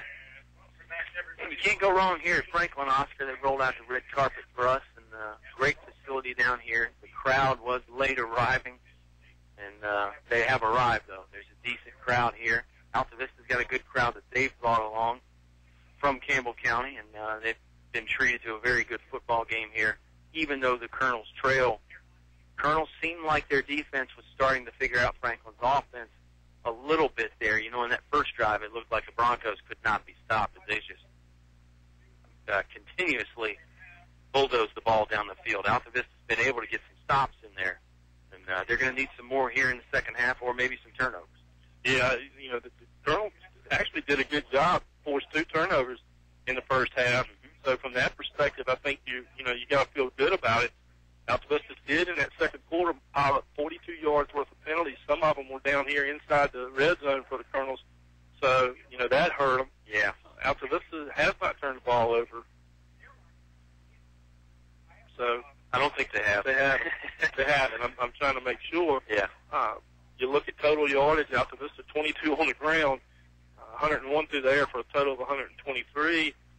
Franklin 156 on the ground, 25 through the air, total 181 yards. So the yardage differential's not that big for the Colonels to be trailing like they are. Well, it seems like Altavista shot themselves in the foot a little bit when they've gotten in the red zone. They've been in the red zone 3 or 4 times, and they've only come away with 3 points. And the penalties are probably a big reason for some of that. On the other side, you mentioned Franklin. You know, Franklin's scoring 51 some points a game, so they're actually under their average a little bit. So maybe you can take something away from that if you're a Colonels fan. Who knows? We'll take a time out here on the Subway halftime show, Subway Eat Fresh. Colonels trail 21-3 on 105.5 KD Country. Chef's Drive-In is a proud supporter of Altavista High School athletics. And after a great game, stop by Chef's Drive-In at 1101 Main Street in Altavista for the best food around. Next time you're hungry when there's no other place to go, give Chef's Drive-In a try. When it comes to ham biscuit, hamburgers, hot dogs, or fries, Chef's Drive-In can't be beat. And if you want the best hot dog and yummy milkshakes in town, you've got to give Chef's a try. Chef's Drive-In, Main Street, Altavista, across from CVS. Life happens. Divorce, family problems, criminal charges, civil litigation, or personal injury cases. Turn to David W. Shreve, an experienced attorney at law. David W. Shreve has been practicing law for 30-plus years. For free consultation for personal injury cases, call 369-6621. 369-6621. David W. Shreve congratulates the Colonels football team on making the playoffs. Go Colonels! David W. Shreve, located 7th Street in Altavista. For more than 103 years, we've offered special banking assistance to many nonprofit organizations. I'm Kathy Morgan with First National Bank, and we have a checking account just for nonprofits and faith-based organizations that has no minimum balance requirement and no monthly maintenance fee. We also specialize in offering financing when your group needs a loan. So come see us at First National Bank, and we'll provide your organization with an extraordinary customer experience. First National Bank, member FDIC, equal housing lender. You're listening to award-winning coverage of the Altavista Colonels on 105.5 KD Country. Subway halftime show. Subway Eat Fresh. Colonels trail 21-3. They do get the ball to start the second half. We've still got a little ways to go here in the halftime show before that second half kickoff will get underway. But again, Altavista trailing this one 21-3. Franklin scored on their opening possession. Javante Blacknell from 2 yards out. Quarterback LaQuadra Pittman hit Corey Porter on a 21-yard strike passing play for their second score. Walker Allen had a 31-yard field goal, the only points of the night so far for the Colonels. Then Travis Brown had an 11-yard run in the second quarter for Franklin. That is the scoring. Colonels got an interception from Juan Thornhill in the second quarter there. Latter stages of the second quarter, Markel Payne picked up a fumble in the first quarter. Excuse me, that was in the second quarter as well, and that was big for Altavista. Gave them great field position. That was what they ended up scoring the field goal on from Walker Allen, and that was a big play. Colonels trail in this one, though, again, 21-3. Subway halftime show, Subway Eat Fresh. Franklin comes into this game undefeated at 12-0. Colonels finished their regular season campaign at 8-2, won their first two playoff games, won over Surrey 41-0, and beat William Campbell last week 55-22. That's where you get the 10-2 record from Altavista. Again, the Colonels, very young football team, a lot of sophomores, a lot of juniors, even some freshmen as well. The seniors are some of the guys who really could be steering their last game in the face. Guys like Markel Payne, who got the fumble. Jacob East, who is gamely giving it a go out there despite being taken away in the ambulance last week. That was an important thing to see Jacob East out there, and East has played well and made some pretty big tackles. Brendan Patrick is a senior. Cody Andrews is one of those seniors. Fritz Tobin, one of the exchange students. Alex Larson is a senior, and then William Martin on that offensive line is the other senior, really the anchor of that O-line. Played all year for them and played well. The O-line that has gotten so much better all year. I think William Martin, big part of that, is sort of the on-the-field coach for those guys. It is the Subway halftime show, Subway Eat Fresh. We'll take another timeout here from Franklin. The host Broncos lead 21-3. Colonels ball at halftime, though, after this timeout on 105.5 KD Country. English Construction Company has been in the building business since 1932, so it's only natural that they appreciate the building process. They recognize the fact that organized sports programs build character as well as bodies and minds. They know that high school sports build our youth into more well-rounded and more productive adults. The English Construction Company is proud to be a sponsor of high school sports and salute all athletes, coaches, and teachers. A word of praise and encouragement from English Construction Company with offices in Lynchburg, Virginia. In the past century, our community has grown, and Finch & Finch Funeral and Cremation Service has grown too, alongside the families they've known for so long. Finch & Finch is proud to have served you over 100 years. A family business, Finch & Finch Funeral and Cremation Service, dedicated to your service. Finch & Finch Funeral Homes. We're here because we care. A short drive will save you money. That's right. A short drive can save you hundreds, maybe thousands. The absolute best selection of new and pre-owned vehicles to choose from. Have a trade? When you make a deal, Feller Chevrolet will pay it off, no matter how much you owe. Slow credit? Don't worry.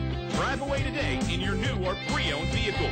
Remember, if you didn't purchase your vehicle from Feller Chevrolet, you paid too much for it. Feller Chevrolet in Altavista. You're listening to award-winning coverage of the Altavista Colonels on 105.5 KD Country. Colonel football back from Franklin, Virginia. Armory Field in Franklin, Virginia. Oscar Briggs is back. We gave him a much-needed break there in other scores. Of course, our good friend Brad Bradley, his Heritage Pioneers lead at halftime 12-7 over the Amherst Lancers in a rematch there. That's a good football game I'm sure a lot of people are looking forward to. Brookville continues to trail. They trail 17-14 at the start of the third quarter, Oscar. So our friends the Brookville Bees are down in that one, but I'm sure not out.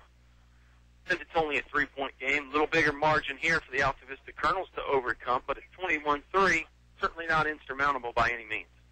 No, it's not, and the Colonels really taking out of their game in the first half, Kyle. Yeah, credit Franklin for that. Put them behind the 8 ball quickly with those first 2 drives that they had. That trailing 14-0, the Colonels started passing the ball. Yeah, they did, and I think not just the there's more that goes into that than just the fact that they're down 14-0. Franklin's defense really keyed in to stop the run, particularly Juan Thornhill. We talked about that. Franklin's D-line was in the backfield quite a bit. For Altavista, and the linebackers in the secondary really tackle well. I mean, that's the thing that stood out to me is you didn't see Colonels breaking too many tackles out there. No, and the Colonels, like I said, threw the ball 13 times in the first half, and that's usually more than a game. Yeah. But again, I think you got to be encouraged with what happened at the tail end here, and they've proven that they can move the ball. Sure. But I think they've got to get back to playing Colonels football, which is pounding ground. Yeah, there's a lot to be said for that. I think you bring up a good point. And maybe adjustments will be made. Altavista struggled to run the ball in that Chatham game. They made some adjustments at halftime, tweaked some things, came out, and really just ran it right down the throat of the Cavaliers. That was big. So, if anybody can make those in-game adjustments at halftime, it's Coach Sharness and his staff. Coach Close is a great offensive line coach. He's going to ask his guys what they're seeing out there, what Franklin's doing. They're going to get to the bottom of that. I think you will see the Colonels run the ball more.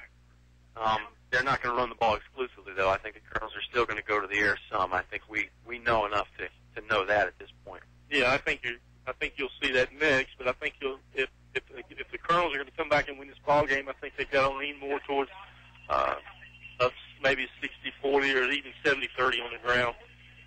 Yeah, you might be right. Franklin coming out from the locker room after their halftime. They'll get loose over here.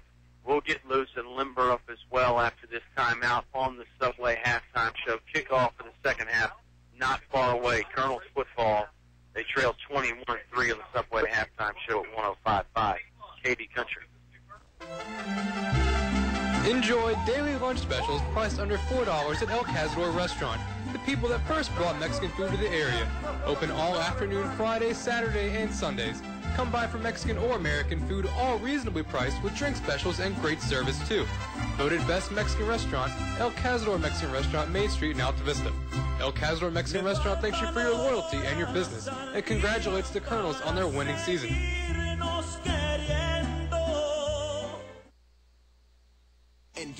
extra spending money. Just drop by your local Michelin dealer from November 1st through the 24th, 2012, and buy any set of 4 new Michelin brand passenger or light truck tires and receive a $70 MasterCard reward card after rebate. See the entire line of Michelin tires at Perkins Twin Tire and Auto Service, Main Street, Altavista. Reward card issued by U.S. Bank pursuant to a license by MasterCard International Incorporated. Offer expires 11/24/12. Void where prohibited. Applebee's is the perfect place to gather before and after the game for great food and fun. Applebee's in Altavista is offering half-price appetizers after 9 p.m. every day. Stop in and celebrate. Applebee's proudly sponsors the Colonels. We know it takes hard work and dedication to achieve success. The same principles we use every day to serve our customers. Colonels, we're behind you every play of the game. And no matter the score, you're always a winner with us. See you tomorrow at Applebee's in Altavista. You're listening to award-winning coverage of the Altavista Colonels on 105.5 KD Country. Subway halftime show from Franklin, Virginia here. Armory Field to be exact. Colonels trail 21-3. Subway halftime show. Still got a few minutes left here. Oscar and Oscar with the holidays around. You got family in town. You got friends. You got to think about the Comfort Inn in Altavista. Free hot breakfast with your steak. Convenient location on Route 29 there, so it's convenient to Altavista, Lynchburg, Danville.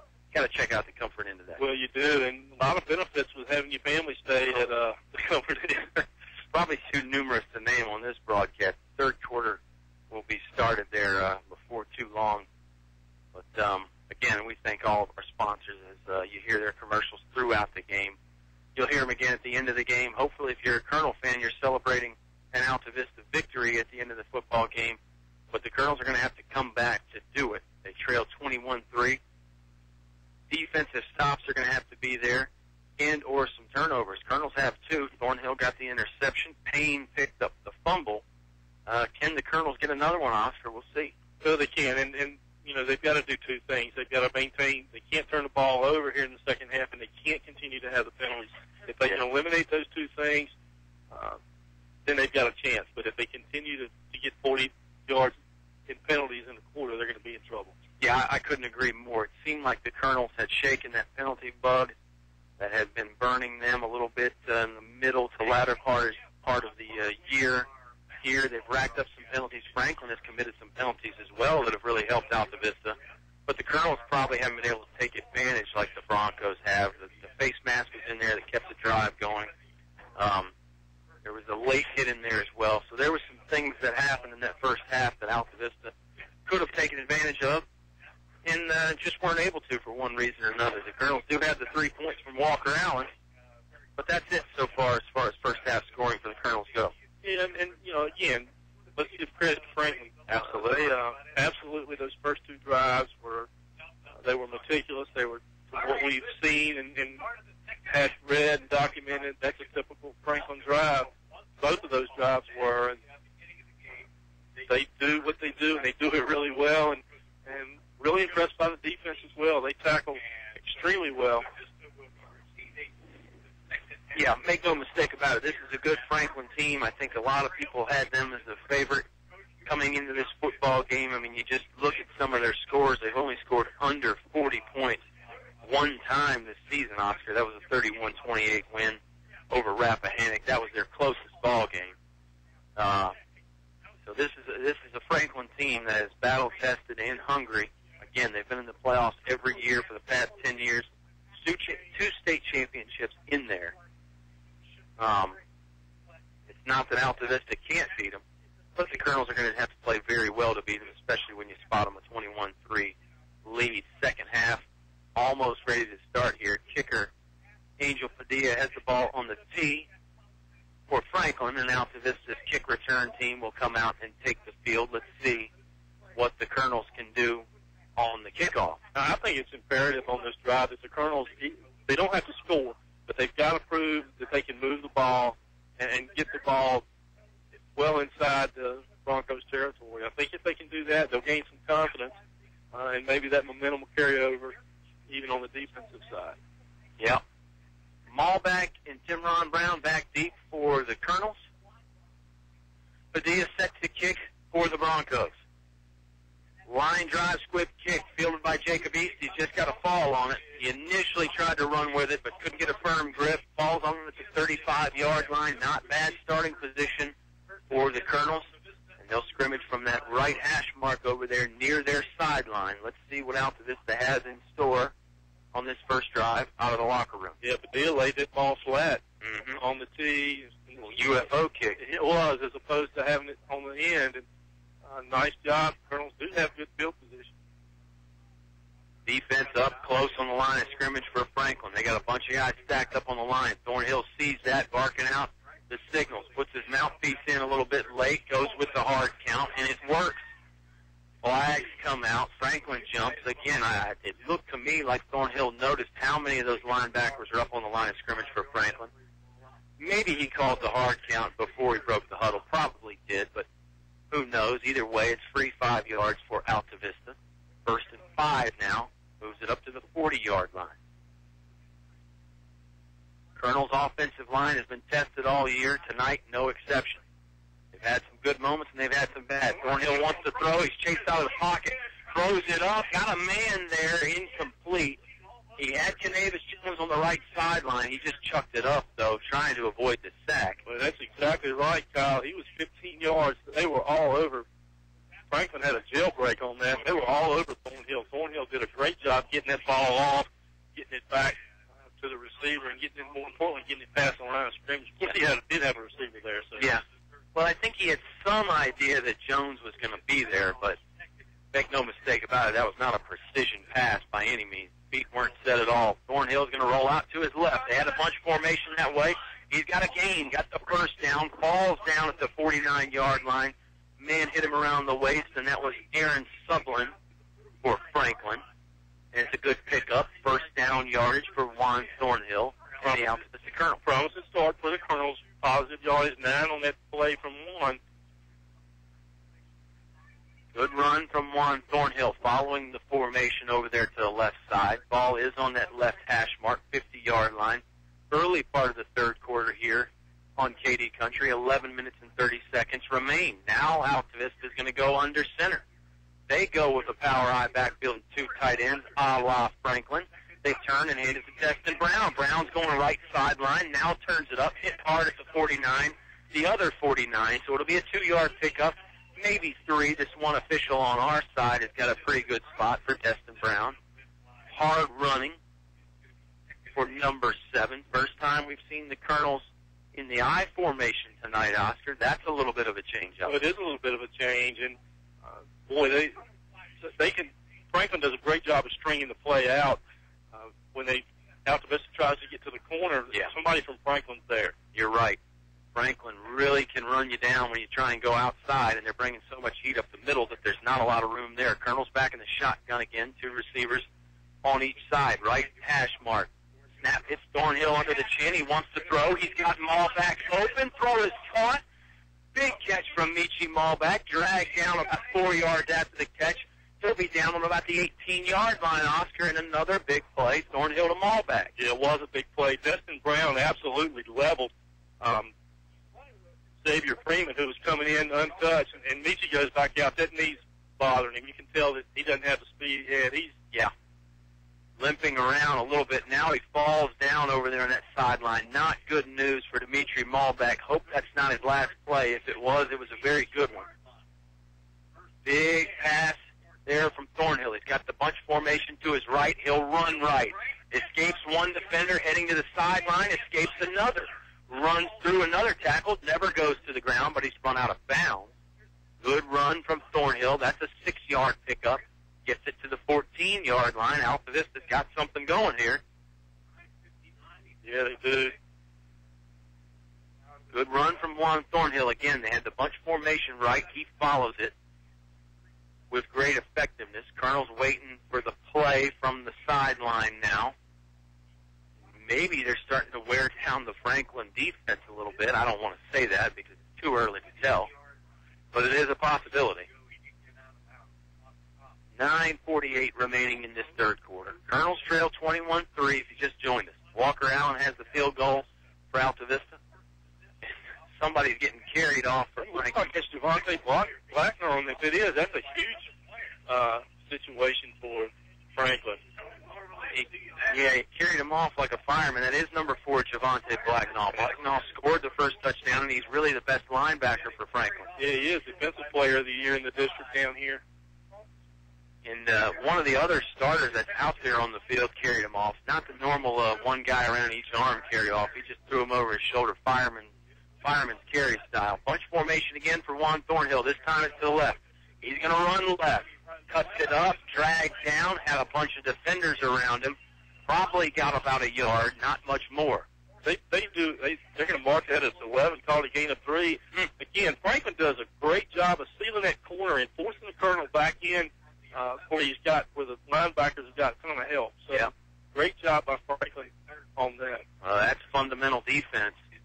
Cut off that edge and make him turn it back up where you've got the other 10 guys. Third down. Call it 3rd and 2 for the Colonels. Bunch formation to the left, but Destin Brown is on the right as the back. That's where Juan Thornhill goes. He's got the first down and more. Looking for the right pylon. Didn't get there. Got hit around the thigh pads. Close to the pylon there in the end zone, but he is short. First down yardage, though, was picked up by Juan Thornhill. Mark that around the 2. Call that a gain of 9, and Juan did a great job of settling the run up the middle, was able to bounce outside. Yeah.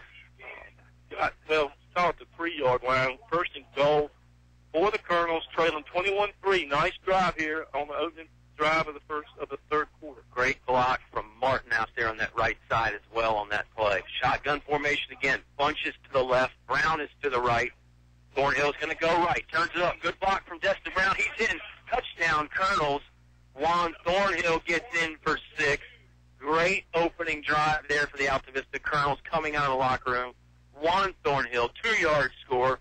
Let's see if the Colonels want to chase the points and go for 2 or just kick the extra point. Offensive players are staying out there on the field. They're waiting for the decision, and it looks like they are going to go for 2.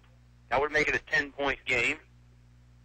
Play clock has just started now by the refs, so the Colonels have some time. 21-9 as it stands right now. Colonel's going to line up and go for 2. Balanced formation this time. 2 receivers on each side. Destin Brown is to Juan Thornhill's left. Here comes the play. Snap is perfect. Juan Thornhill wants to throw. Pump fake, looking over the middle. Tipped up and caught. Complete. It got tipped around. It hit Demetrius Johnson's hands, and then Jacob East pulled it in on his knees there. Jacob East, the guy we didn't know if he would play, pulls in the 2-point conversion. Colonels cut into the lead a little bit now. They trail 21-11. They'll kick it back to the Broncos after this timeout on 105.5 KD Country. Highly rated Altavista attorney, representing businesses and individuals. Aubrey Rosser, attorney at law. From criminal defense to estate planning, Aubrey and his capable staff work carefully to assess your legal situation and determine the strategy to best implement your objectives. Aubrey Rosser, attorney at law, a passionate professional, treating your legal challenges carefully and with integrity. Aubrey Rosser, attorney at law, located Main Street, Altavista. Online at aubrey-rosser-law.com. You're listening to award-winning coverage of the Altavista Colonels on 105.5 KD Country. Colonels get exactly what they needed. Oscar coming out of the locker room, a long drive. The pass play from Thornhill to Malback was big, and then Juan Thornhill had some big runs there at the end. And the 2-yard touchdown strike gets him in. Then the pass deflected from Johnson to Jacob East. It was a really good way to come out of the locker room. Absolutely. 9 plays, 65 yards. It took them 3 minutes and 19 seconds, so they didn't burn up too much clock. Efficient, 31 on the ground, 34 through the air. That one big pass play. Good drive by the Colonels. Yep. A lot of things went well for the Colonels. Franklin's defense tried their best to bottle up Juan Thornhill, but he really did some great hard running. Didn't use a lot of side-to-side moves, but he got the job done when he needed it. Walker Allen on to kick. Colonels get the 2-point conversion there, too, so that's important. It's a 10-point deficit now, 21-11. And a much better job by the offensive line on that drive than what we've seen all day. They really were engaged with the defenders. Indeed. Kick from Walker Allen. Goes deep. Going to get fielded by number 9 on the 12-yard line. Takes it right up the gut, and he's got some room. Hit hard by one Colonel, Demetrius Johnson. Brought down by Timron Brown and Markel Payne. That's where Franklin will take over from about the 35-yard line. 8:32 remaining here in the third quarter. Franklin leads by 10. But the Colonels maybe have got the momentum back in their favor. Who knows? This Franklin offense, I'm sure, has a good way of taking the momentum right back, and that's just running it down your throat like they have. And if I'm Franklin County, I go quick again. Yeah, and they did that a lot. Quarterback gets under center. He does go quick. They give it to Brown. Brown's going to go right side, tripped up around the ankles by Juan Thornhill, helped to the ground by Jacob East. It is a pickup of 4. Gets it just shy of that 40-yard line out there by the numbers. So, again, another steady dose of Travis Brown, the tailback for Franklin, this time for 4. And that was Timron Brown on the tackle.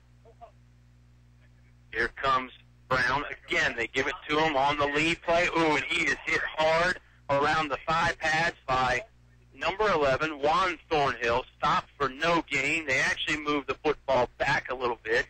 And maybe this Colonel defense now is feeding off the momentum. Much better penetration on that than that. Franklin wasn't able to get the ball. Pittman's the quarterback. Low crouch. He went with the hard snap count, and I think the Colonel's jump. Flag comes out. Didn't see anybody from Franklin move, so this is going to go against the Colonels. 5 yards here for Franklin. It looks like it's going to be just short of the first down. So it's going to bring up 3rd and 1, but hard to stop an offense like this when they only need 1 yard. Call it a long one, maybe even 2. Again, same principle applies to what I just said, though. It's hard to stop this quick strike offense when they only need 2 yards. Pittman under center, they give it to the fullback. He's got the first down, stacked up, driving his way across the 50-yard line to the logo in the middle of the field. Hard running right there from the Franklin fullback. Number 25, Terry Warren, that time. Yeah, nice play. That lead fullback getting the ball. We haven't seen that a ton tonight, but it was very effective. That penalty didn't help that drive at all. Not at all. If you want to stop Franklin on 3rd down, you got to get him in a 3rd and long, or at least a 3rd and more than 5. Here comes the handoff again, straight up the gut. Darius Johnson dragging the man down along the 50-yard line. They give him forward progress for about a 2-yard gain. Yeah, they're going to mark it at the 47. Again, I'm going to say that that's a very favorable spot. Looked like he was stopped at least at the 48, if not closer to the 49. But I'm not wearing the striped shirt. That's right. Will Martin checking in on defense. Number 52, Dante Poindexter, comes out. They give it to Travis Brown again. He's hit by Thornhill, shakes off, ball came loose, fumbled, and I believe it is picked up. Wow, it was picked up by number 3, Markel Payne. They rule him down or out of bounds. Which one, Oscar? They rule him down. I thought the ball might have come out early. But hard to say, though, from up here. That's not where he was down. That's where the ball ended up. So right. But they're going to give him that spot anyway. Good hard running again from Travis Brown. Colonels knocked the defense, or knocked the ball out. He was down already, though. Here comes another 3rd down. 3rd and 1 again for Franklin. They picked the last one up on the dive. Let's see if they do it again. They do give it to the fullback, right up the gut. Hit hard. It's number 4, Javante Blacknall, back in there, so he has recovered from his injury. That's a good thing for him and the Franklin Broncos. Yeah, and he spent the whole time he was out running up and down the sidelines trying to run that thing out. But nice pickup, another first down. Fresh set of downs for the Broncos. Number 5, LaQuadra Pittman, the quarterback, comes limping over from the sideline. Quarterback doesn't do a lot of running in this Franklin offense. Not to say that he can't. I think he's carried it one time on a sneak tonight, so a little ankle tweak to him wouldn't be the worst thing that could happen for Franklin. Pittman is under center.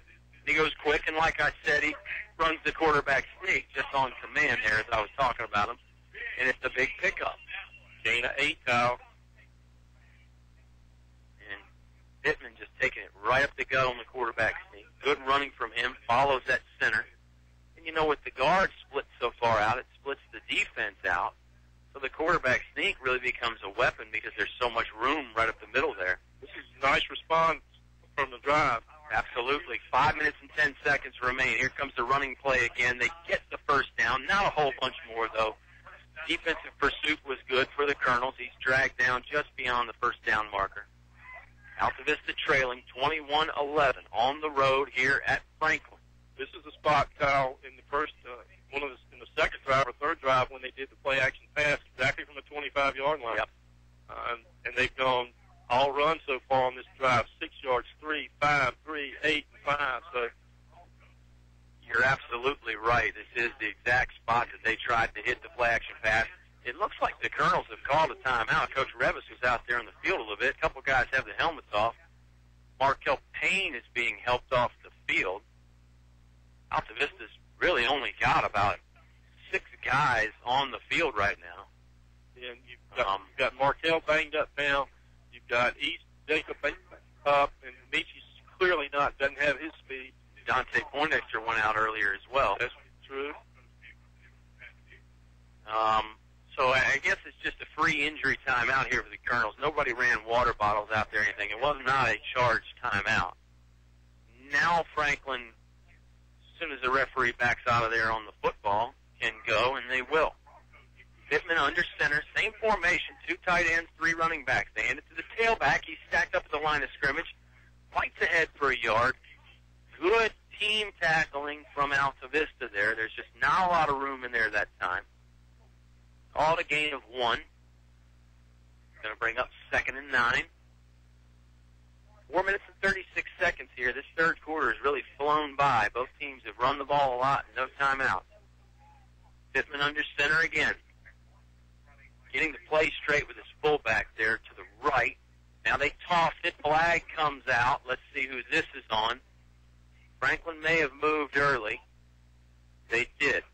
Penalties against the Broncos. This will back them up. It'll set up about a 2nd and 13. 4:21 remaining in the third quarter. Altavista trails by 10. And that's exactly what you want to get Franklin in. That's 2nd and 13 and right. 3rd and 7 or 8. That's exactly right, because then the play-action pass is not as much of a surprise. You're expecting it a little bit more. The I formation with an extra fullback is all it is for Franklin. 2 tight ends, and those offensive linemen are about 4 feet apart from each other. They hand it to the tailback. That's number 6 this time. Runs out of a shoulder tackle, then dragged down by the rest of the Colonel's defense. He got it back to the original line of scrimmage. That was Marcus Stevens on the carry. Yeah, they're going to mark it at the 25. We're going to call it a gain of 4. It'll be 3rd down and about 9. Well, this is what we talked about. Get them in the 3rd and 9, and if you got a chance to stop them at least. Let's see if Franklin keeps it on the ground or they go to the air. Pittman under center. They run the toss play to Stevens. Stevens cuts it up, and he's cut down. Flag comes out. Markel Payne was in on the stop, along with Dante Poindexter, 2 guys that were hurt. Now they're back in. That's a good sign, an even better sign. The Colonels are going to get an opportunity to take a holding penalty if they want it, because Franklin's O-line committed the holding penalty there. Let's see if Colonels back them up or take the result of the play. They marked it at about the 23, in between the 23 and the 24. Yeah, first a 2-yard gain. So it would bring up about 4th and 6. 4th and a long 5, if you want to call it that. They are going to take the yardage, step it back. It'll make it 3rd and 13. Excuse me. That was from the spot of the foul. Yeah, that's longer than that. That's more like 3rd and 18 or 19 now if you stepped it off. Yeah, they've got to get to about the 17. They're at the 34. Yeah. So, and certainly that was a good move because Petitta's got that kind of range. Sure, absolutely. Franklin, same formation, 2 tight ends, 2 fullbacks, and the tailback. Pittman, the quarterback under center, tosses out left to Brown. Brown's got some room along the left side. Now he's cut down. Looked like Destin Brown was the first guy to slow him down, and Cody Andrews in on the complete stop. He's well short of the first down yardage. Going to bring up 4th and about 12. Nice defense by the Colonels. Yep. Pittman going to run over to the sideline and get a play here, or maybe even suggest a play to Coach Darren Parker. It looks like Franklin is going to go for it, however. Again, the importance of that 10-yard holding penalty is it took Padilla out of field goal range. I was watching him once. He certainly has that kind of range. Yep. 4th down and long on the way. Franklin stays in the same formation. 2 tight ends, 2 fullbacks, and a tailback. Here comes Pittman. He will throw. Rolling out to his right. A lot of pressure there from Darius Johnson, and Darius knocks him down. This is a big loss of yardage, including the turnover on downs right here. Big sack from Darius Johnson. spotted at the 40-yard line. That's probably beneficial to Franklin as well, because I thought Darius hit him on about the 42 or the 43. Hey, either way, Colonels take over with good field position. Nice talk about a momentum boost. Nice job by the linebackers in the secondary covering that. The front four got in and put pressure. Johnson put him on the ground. Great play by Colonel. Darius was shot out of a cannon. He tried to roll out to his right. That was a bad move, because that's where Darius Johnson was. Big play. Colonels go on first down now. Blitz coming from Franklin. Thornhill throws. Complete to... No, incomplete. Looking for Dimitri Malback along the 45-yard line. In his hands, I think he juggled it for a minute. We've got 2 minutes and 27 seconds here in the third quarter. Altavista trailing Franklin by 10. Second down on the way for the Colonels.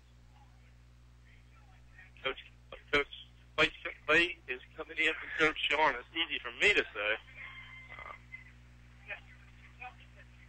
Play taking a while to get into. We've seen one delay game on the Colonels so far here tonight. They may have to hurry to get this one off. Thornhill has a sense of urgency now. Puts Smallback in motion there. Smallback turned it up, but did the Franklin player come across first? Yeah, it looked like I didn't see anybody from the Colonels move, but well, Malback turned it upfield though. That's the only problem. The officials are talking about this one. Yeah, but they're calling it. They're going to call that on Franklin. It looks like they're stepping it off. Stepping off the yardage against Franklin there. And again, we've mentioned it. Franklin has committed some penalties. I mean, they've bailed Altavista out a few times. That's their fourth penalty of the quarter. 2:27, Colonels trailing 21-11, but it brings up second and 5. Thornhill will mosey back over. 5 yards from behind that center. Juan Thornhill's heels are on the 40-yard line. They put Malback in motion again. Here's the snap. They'll run right. Thornhill. It's close to first down yardage. Not enough, though. Little extracurriculars coming from Tyler Kofer. He is one of the offensive linemen. He was tangled up with a Franklin player. Good to see Kofer back out there again, because he missed some games with one of those injuries. Yeah, and a nice job by the official not calling anything extracurricular. It was he's doing a little counseling right now. Yeah. And he's talking to both players. It wasn't anything malicious, a little shove to the ground and a little trip from the Altavista player. So nice job by the official not throwing the flag on that play. I agree wholeheartedly. Sometimes you can just talk to a guy afterwards, and that does as much as flagging somebody 15, because both parties are equally at fault. Third and a long one now for Juan Thornhill. Got Brown right behind him. He tried the hard count. Franklin didn't bite. Here comes the play. Option to the right. He fakes the pitch. He's got the first down. Good blocking from the O-line, particularly Teagarden and Casey McLeese on that play. They crossed the first down marker. They crossed the 50-yard line into Franklin territory. Wow, this on the 47, Oscar. Yeah, that's a favorable spot for the Colonels. Well, 1:29 clock running here in the third quarter. 21-11. Colonels got a little bit of business going here. Yeah, business has really picked up in the second half for Altavista. They scored coming out of the locker room on their first possession, and they stopped Franklin with the turnover on downs thanks to the Darius Johnson sack. First down on the way here from the 47. Cody Andrews in motion in the backfield. They run left with Juan Thornhill, calling his own number. That's hard running inside there. Off tackle, to be specific. And it'll be about a 2-yard pickup for Juan Thornhill. We're under a minute now in the third quarter. Altavista probably only going to get one more playoff in this quarter, but we'll see. Maybe what I said earlier about Altavista wearing down Franklin's defense is coming true. You never know. They certainly have come out and run the ball a lot more, like you mentioned, Oscar. And you know, but for both of these single A schools, all these kids go both ways. Yeah, very true. Altavista's taking a while on this one to get this one in. They put Malback in motion behind Juan Thornhill. They'll throw it to him. That's a live ball. That was a backwards pass. Destin Brown picks it up, but this is a big loss of yards. They tried to just throw it out to Michi Malback along the right side after putting him in motion. Hit his hands, bounced back. It was a live ball because it was a backwards pass. Fortunately for Altavista, Destin Brown fell on it. Not a turnover, but it's a big loss. That will bring the quarter to a close. We'll set the stage when we come back. Colonels trail by 10, 21-11 one quarter of regulation football to play here from Franklin on 105.5 KD Country.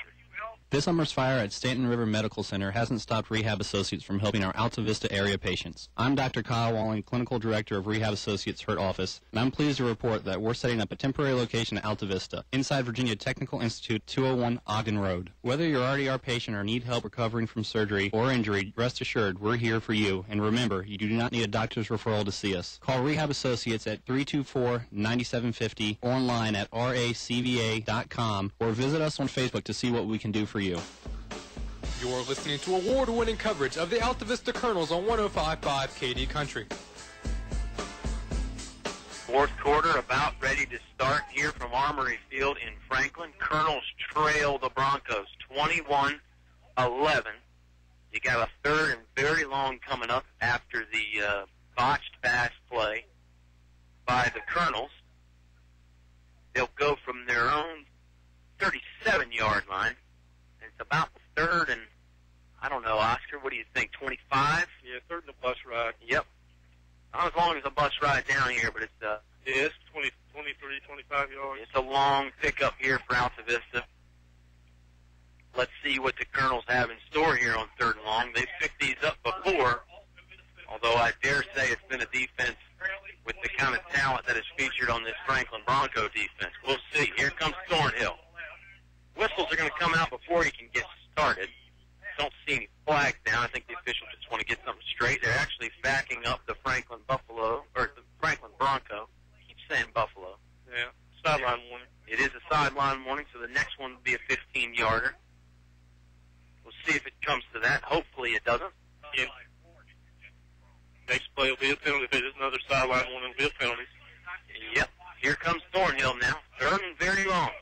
Probably a pass play. We'll see. They pitch it inside to Destin Brown. Brown's got a lot of room. He's close to the 50-yard line. They needed to get all the way down to the 36, the other 36, to get the first down, but they get a lot of it back here, and they get out of the hole, get it to they'll spot on the 49-yard line. They give Cody Andrews a little bit more room to punt, and now maybe you can play the field position game if you're out of this. And again, nice play by Sean. His call, get Dustin into the secondary, and you never know what can happen. That's right.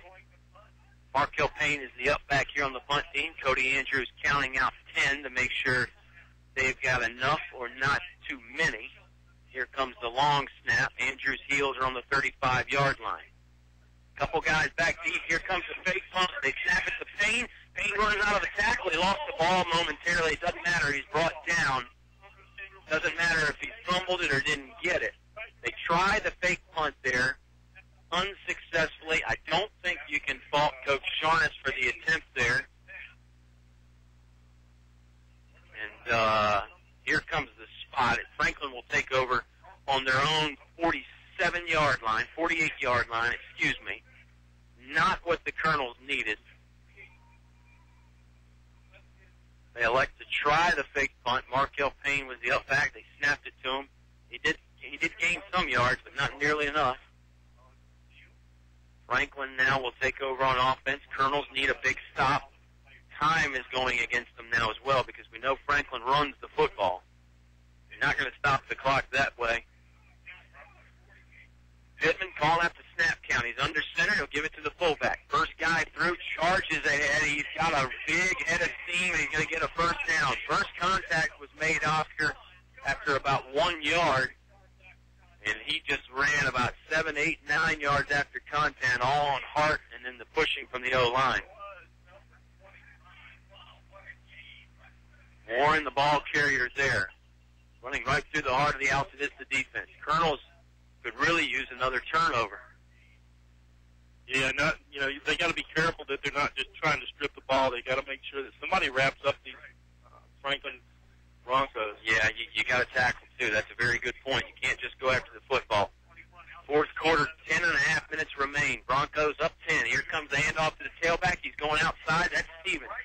Johnson couldn't bring him down. Now his brother Demetrius Johnson does. Hits him from behind. Big pickup, another first down. Call it a 13-yard gain. Chains moving for Franklin. Time moving for Franklin. And they're getting a lot closer to that end zone, Oscar. Yeah, and they're shuffling backs in. Yeah.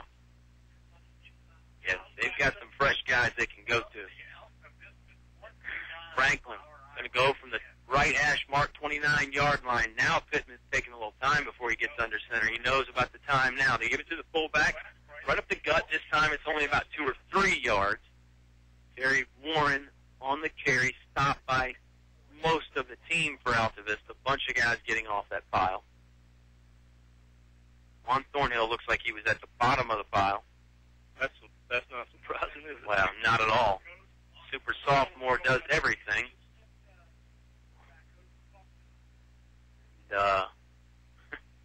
Pittman ran all the way through the offensive line there. No play going on, but he wanted to talk to that field judge out there. I guess he's checking on the play clock. 9 minutes and 30 seconds now in this football game. Colonels need a stop or a turnover. Pittman now under center. He'll go, hand it to the tailback. He's got some room, left side, good blocking. Andrews got blocked. Jacob East is going to have to drag him down. Finally does bring him down, but they get it inside the 15-yard line. Again, Franklin really just pounding it now, Oscar. Yeah, they are, and Brendan Patrick had him wrapped up at the line of scrimmage, and he couldn't bring him down.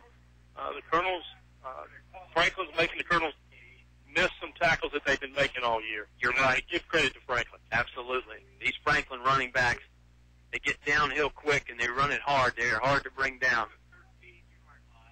Pittman letting some time run off the clock. We're down to 9 minutes and 54 seconds now. Pittman not even under center yet. Here he goes. Gives it to the fullback. He's cut down. Good tackle right there. Juan Thornhill. Juan Thornhill coming in from the safety made that tackle as the fullback was getting the football. I know Warren falls ahead for a 1-yard gain, but Juan just cut his legs out really as soon as he got the ball.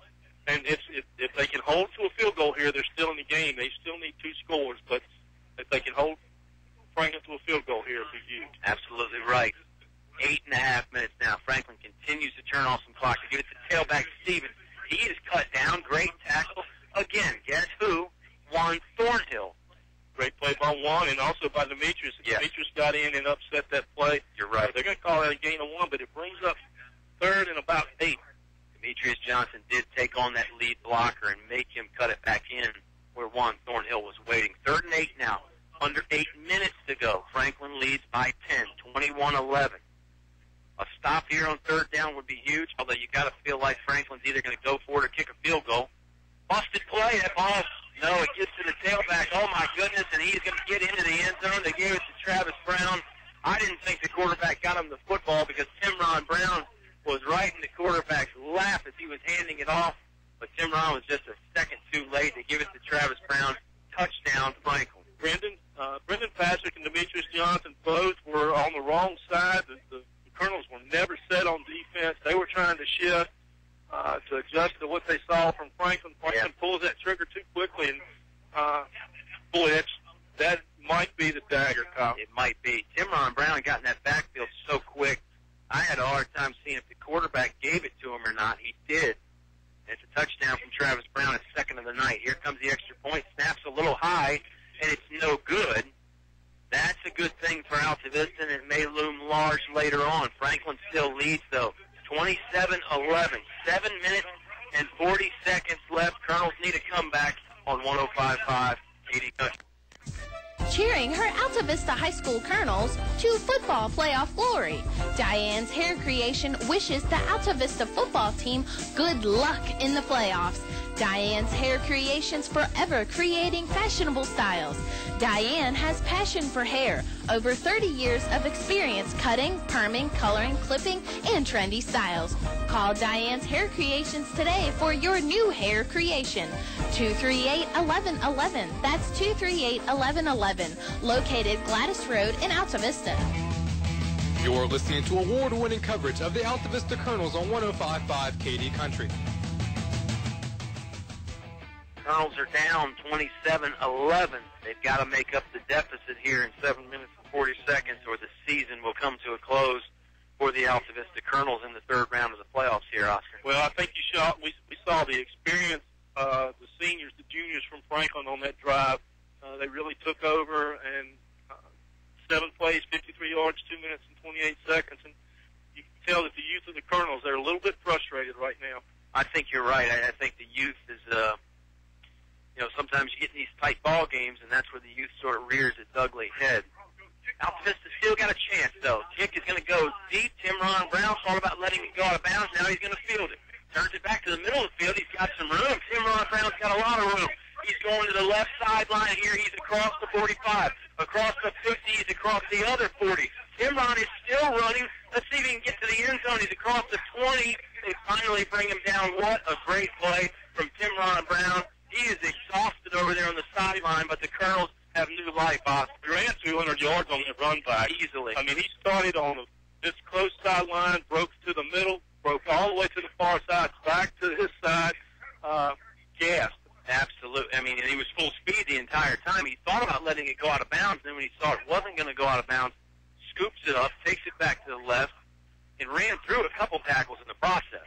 Well, kudos to the Colonels for, especially, got some nice blocks on that. And no block in the back either, which is what happens a lot of times when you have a big run.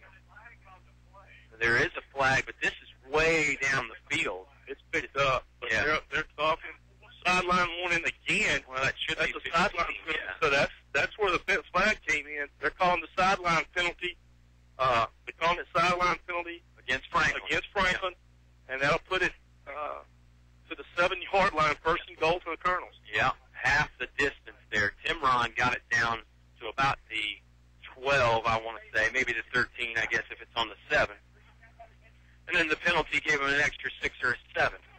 Here comes Juan Thornhill, shotgun. He wants to pass, looking in the end zone, and that's incomplete. He was looking for Michi Malbeck. Pass was low. It was good that it was low because it kept it away from the Franklin defenders, but Malbeck couldn't get down there to haul it in. Well, it was either Michi caught it or nobody did. Yeah. And, Juan hard on himself on that for not completing it. Well, if you're going to miss right there, you miss down, and you don't give the defense a chance to intercept it down here because it is just first down.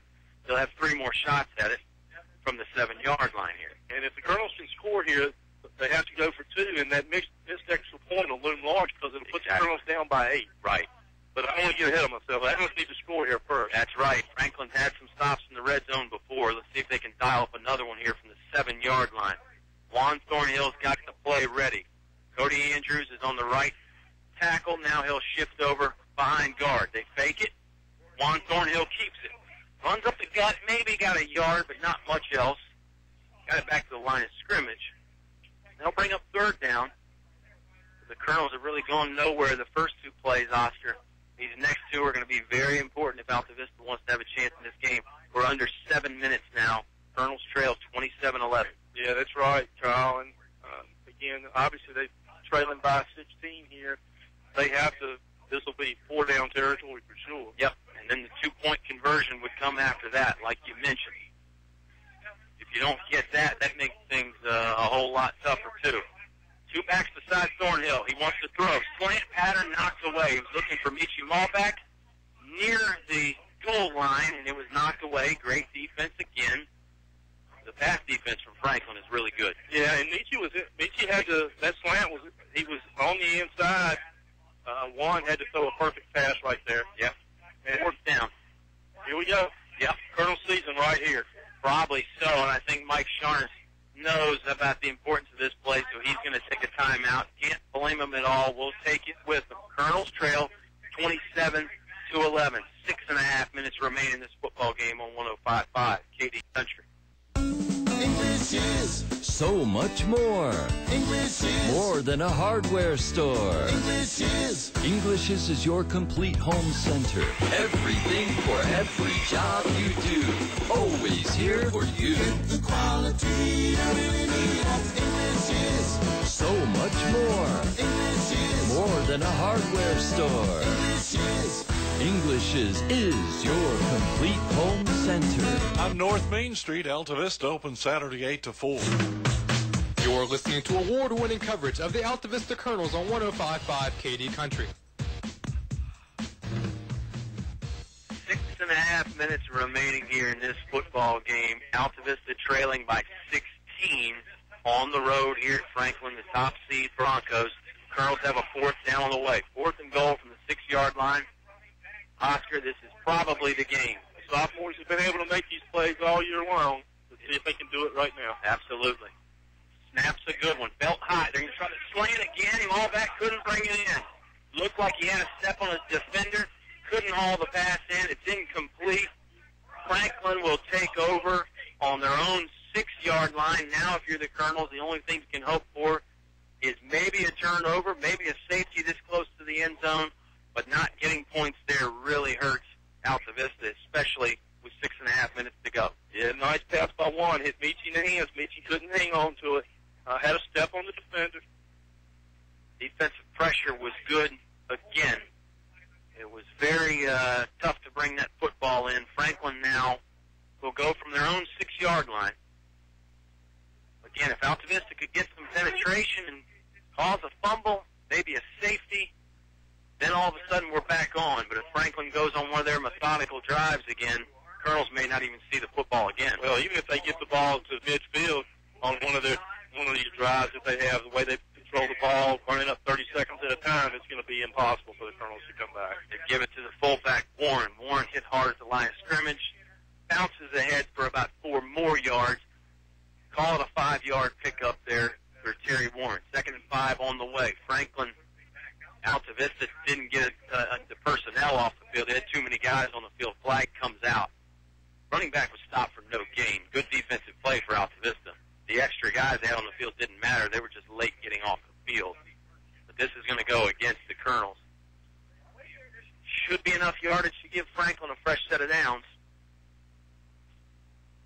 We're at 6 minutes and 3 seconds left in this football game. Fourth quarter action here from Franklin. 27-11. Broncos lead. They've led the entire game. Went up 14-0. Then Walker Allen hit a 31 field goal. Franklin went up 21-3. Thornhill scored on a running play to start the second half. Altavista cut into the lead. Made it a 21-11 lead.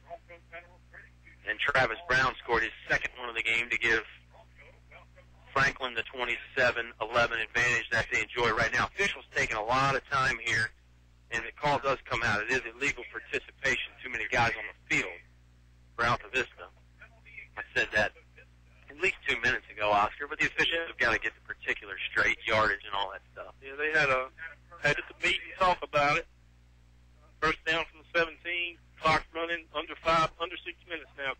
Handoff goes to tailback. Big hole there, one of the biggest of the night. He breaks the tackle. Travis Brown is gone. Altavista trying to get the football loose.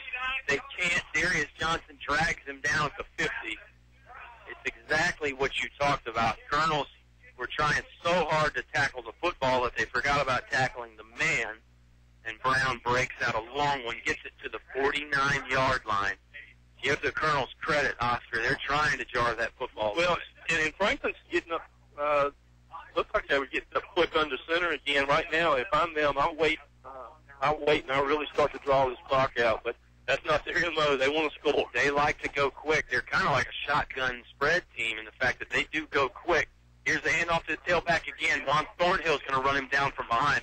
Juan blitzed from his safety spot, got through the line, then he had to turn and chase.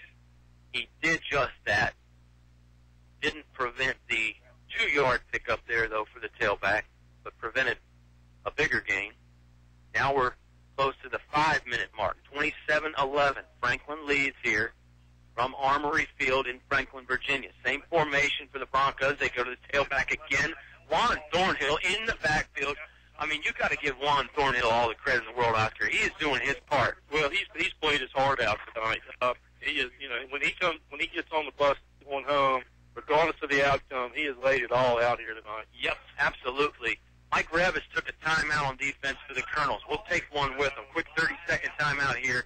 4 minutes and 50 seconds remain in this football game. 27-11 Franklin on 105.5 KD Country. Heard of Moose? The Altavista Moose Family Center proudly supports Altavista High School athletics.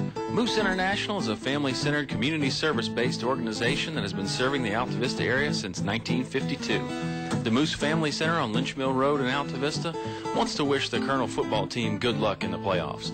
Give the Moose Family Center a call at 369-6945 today to see how they're bringing together the Altavista community. Moose, a family fraternity. Your You're listening to award-winning coverage of the Altavista Colonels on 105.5 KD Country.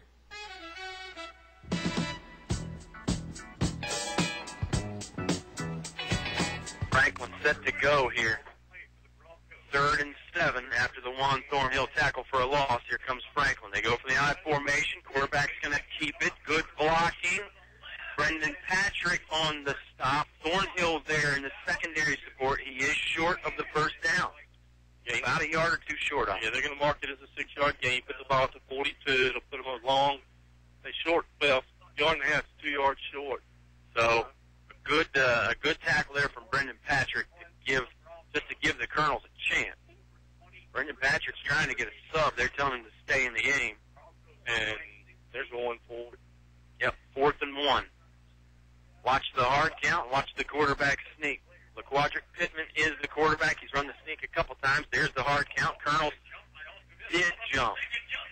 He didn't jump on the first snap count, but I think they jumped on the second one.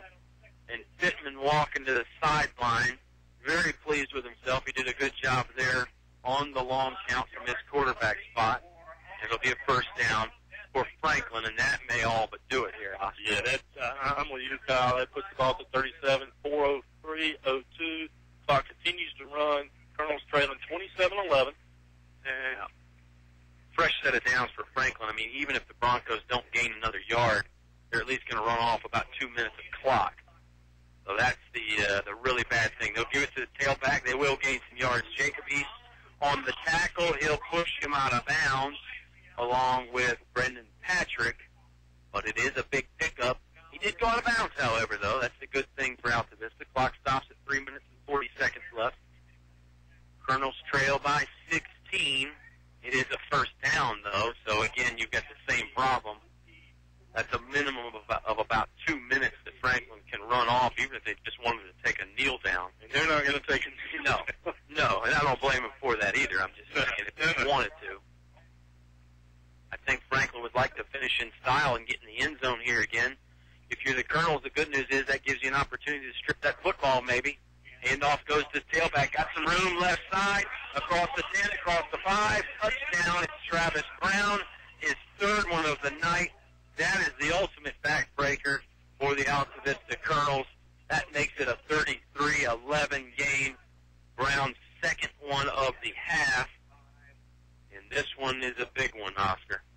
Yeah, Colonels had the opportunity to score. Yeah. And couldn't get the ball in the end zone for the 5th time after being inside the 20. And,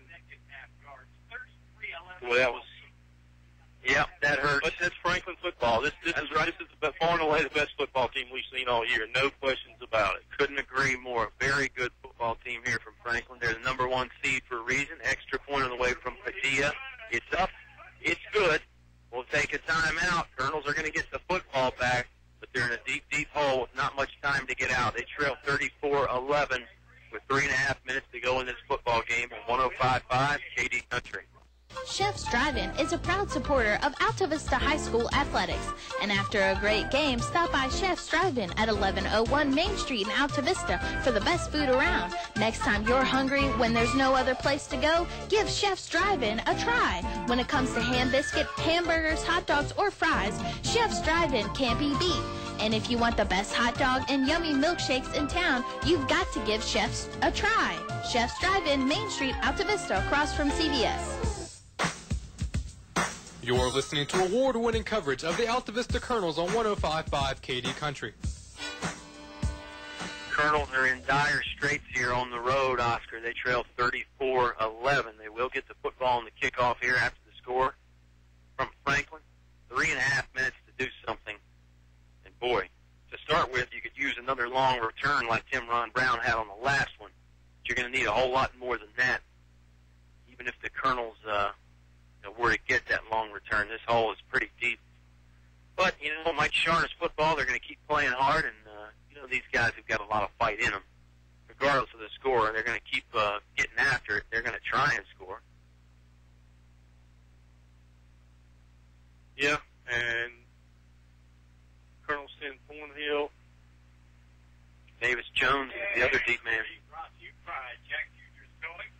So if you could get Thornhill's hands on the ball in the kickoff, that would certainly be a big deal. And Janavis Jones has got the speed and the move to break one as well. We'll see. Padilla has kicked some short. He's squib kicked. He's kicked long. Done a little bit of everything. This one's a line drive that'll land on the 30. Jones will pick it up. He's got some blockers in front. Forges ahead back to the 32-yard line. Decent return. Colonels will take over there from the left hash mark. 3:27 to go in this football game. Yeah, Kyle, and the Colonels have had one offensive series in this quarter, and that was after the run back by Tim Ron. Ball control by Franklin. They limit your ability to do anything on offense and get any rhythm going because they just hog the ball on offense. The Colonels have had 1 yard of offense here in the fourth quarter. Yeah, it was a 4-and-out from down there inside the 10-yard line. Well, after the long run from Tim Ron Brown, none of that really matters now. Juan Thornhill will go from the shotgun. Good snap. He's backing up to throw. He's going to get sacked. Not a whole lot in the way of time there for Juan Thornhill.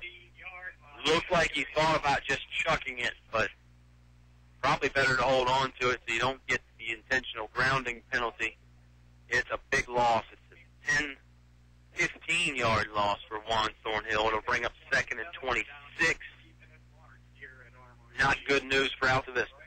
No, the good news is the clock continues to run. Yeah. 2:53 now. Thornhill's going to go from the shotgun again. 2 receivers on each side. He'll throw. Got to get rid of it. He does. He got hit as he threw it, and this is picked off. Picked off the 39-yard line by number 6, Marcus Stevens. Stevens looks like he's got a chance. There was a block in the back. It's not going to get called. Touchdown, Franklin. May have been more than one block in the back. I don't know that it even matters at this point, Oscar. 40-11.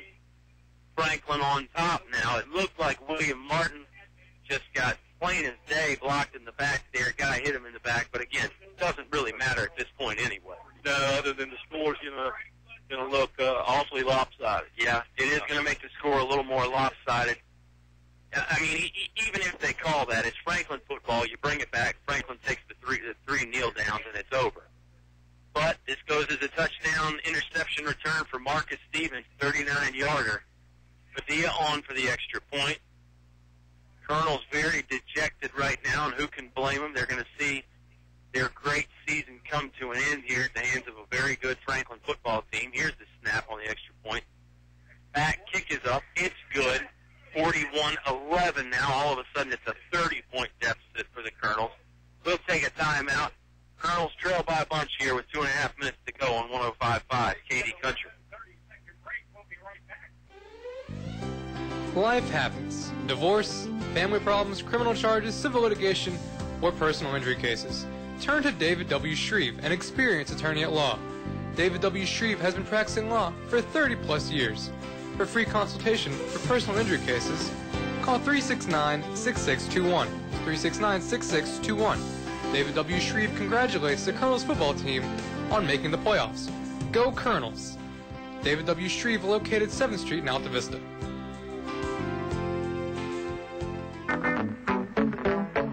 You're listening to award-winning coverage of the Altavista Colonels on 105.5 KD Country. Not enough time for Altavista to come back in this one, Oscar, barring a minor or a major miracle, however you look at it. 41-11 now. Colonels are going to get the football on the kickoff. Padilla will put it on the tee again for the Broncos. Yeah, and he's got it in split kick. More of a line drive. It's actually going to go almost over the head of Juan Thornhill. He bobbles it, picks it up, starts left. Now he goes right. Looking for some room, headed to the sideline, goes out of bounds, never really dragged down, but it's at the 15-yard line, so that's not a good enough return for Altavista at this point. They'll actually spot it on this 16.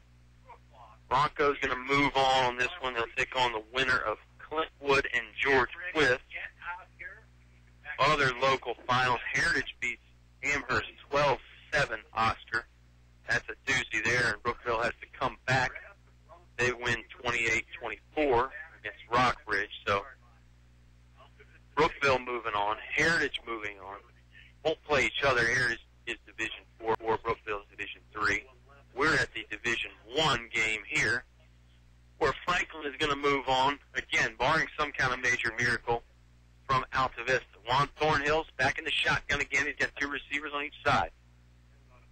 goes with the hard snap count. That's effective. Franklin jumps, so it'll be 5 yards for the Colonel's offense. I think Juan Thornhill called the hard count just to give himself a break. Yeah, I think you're right.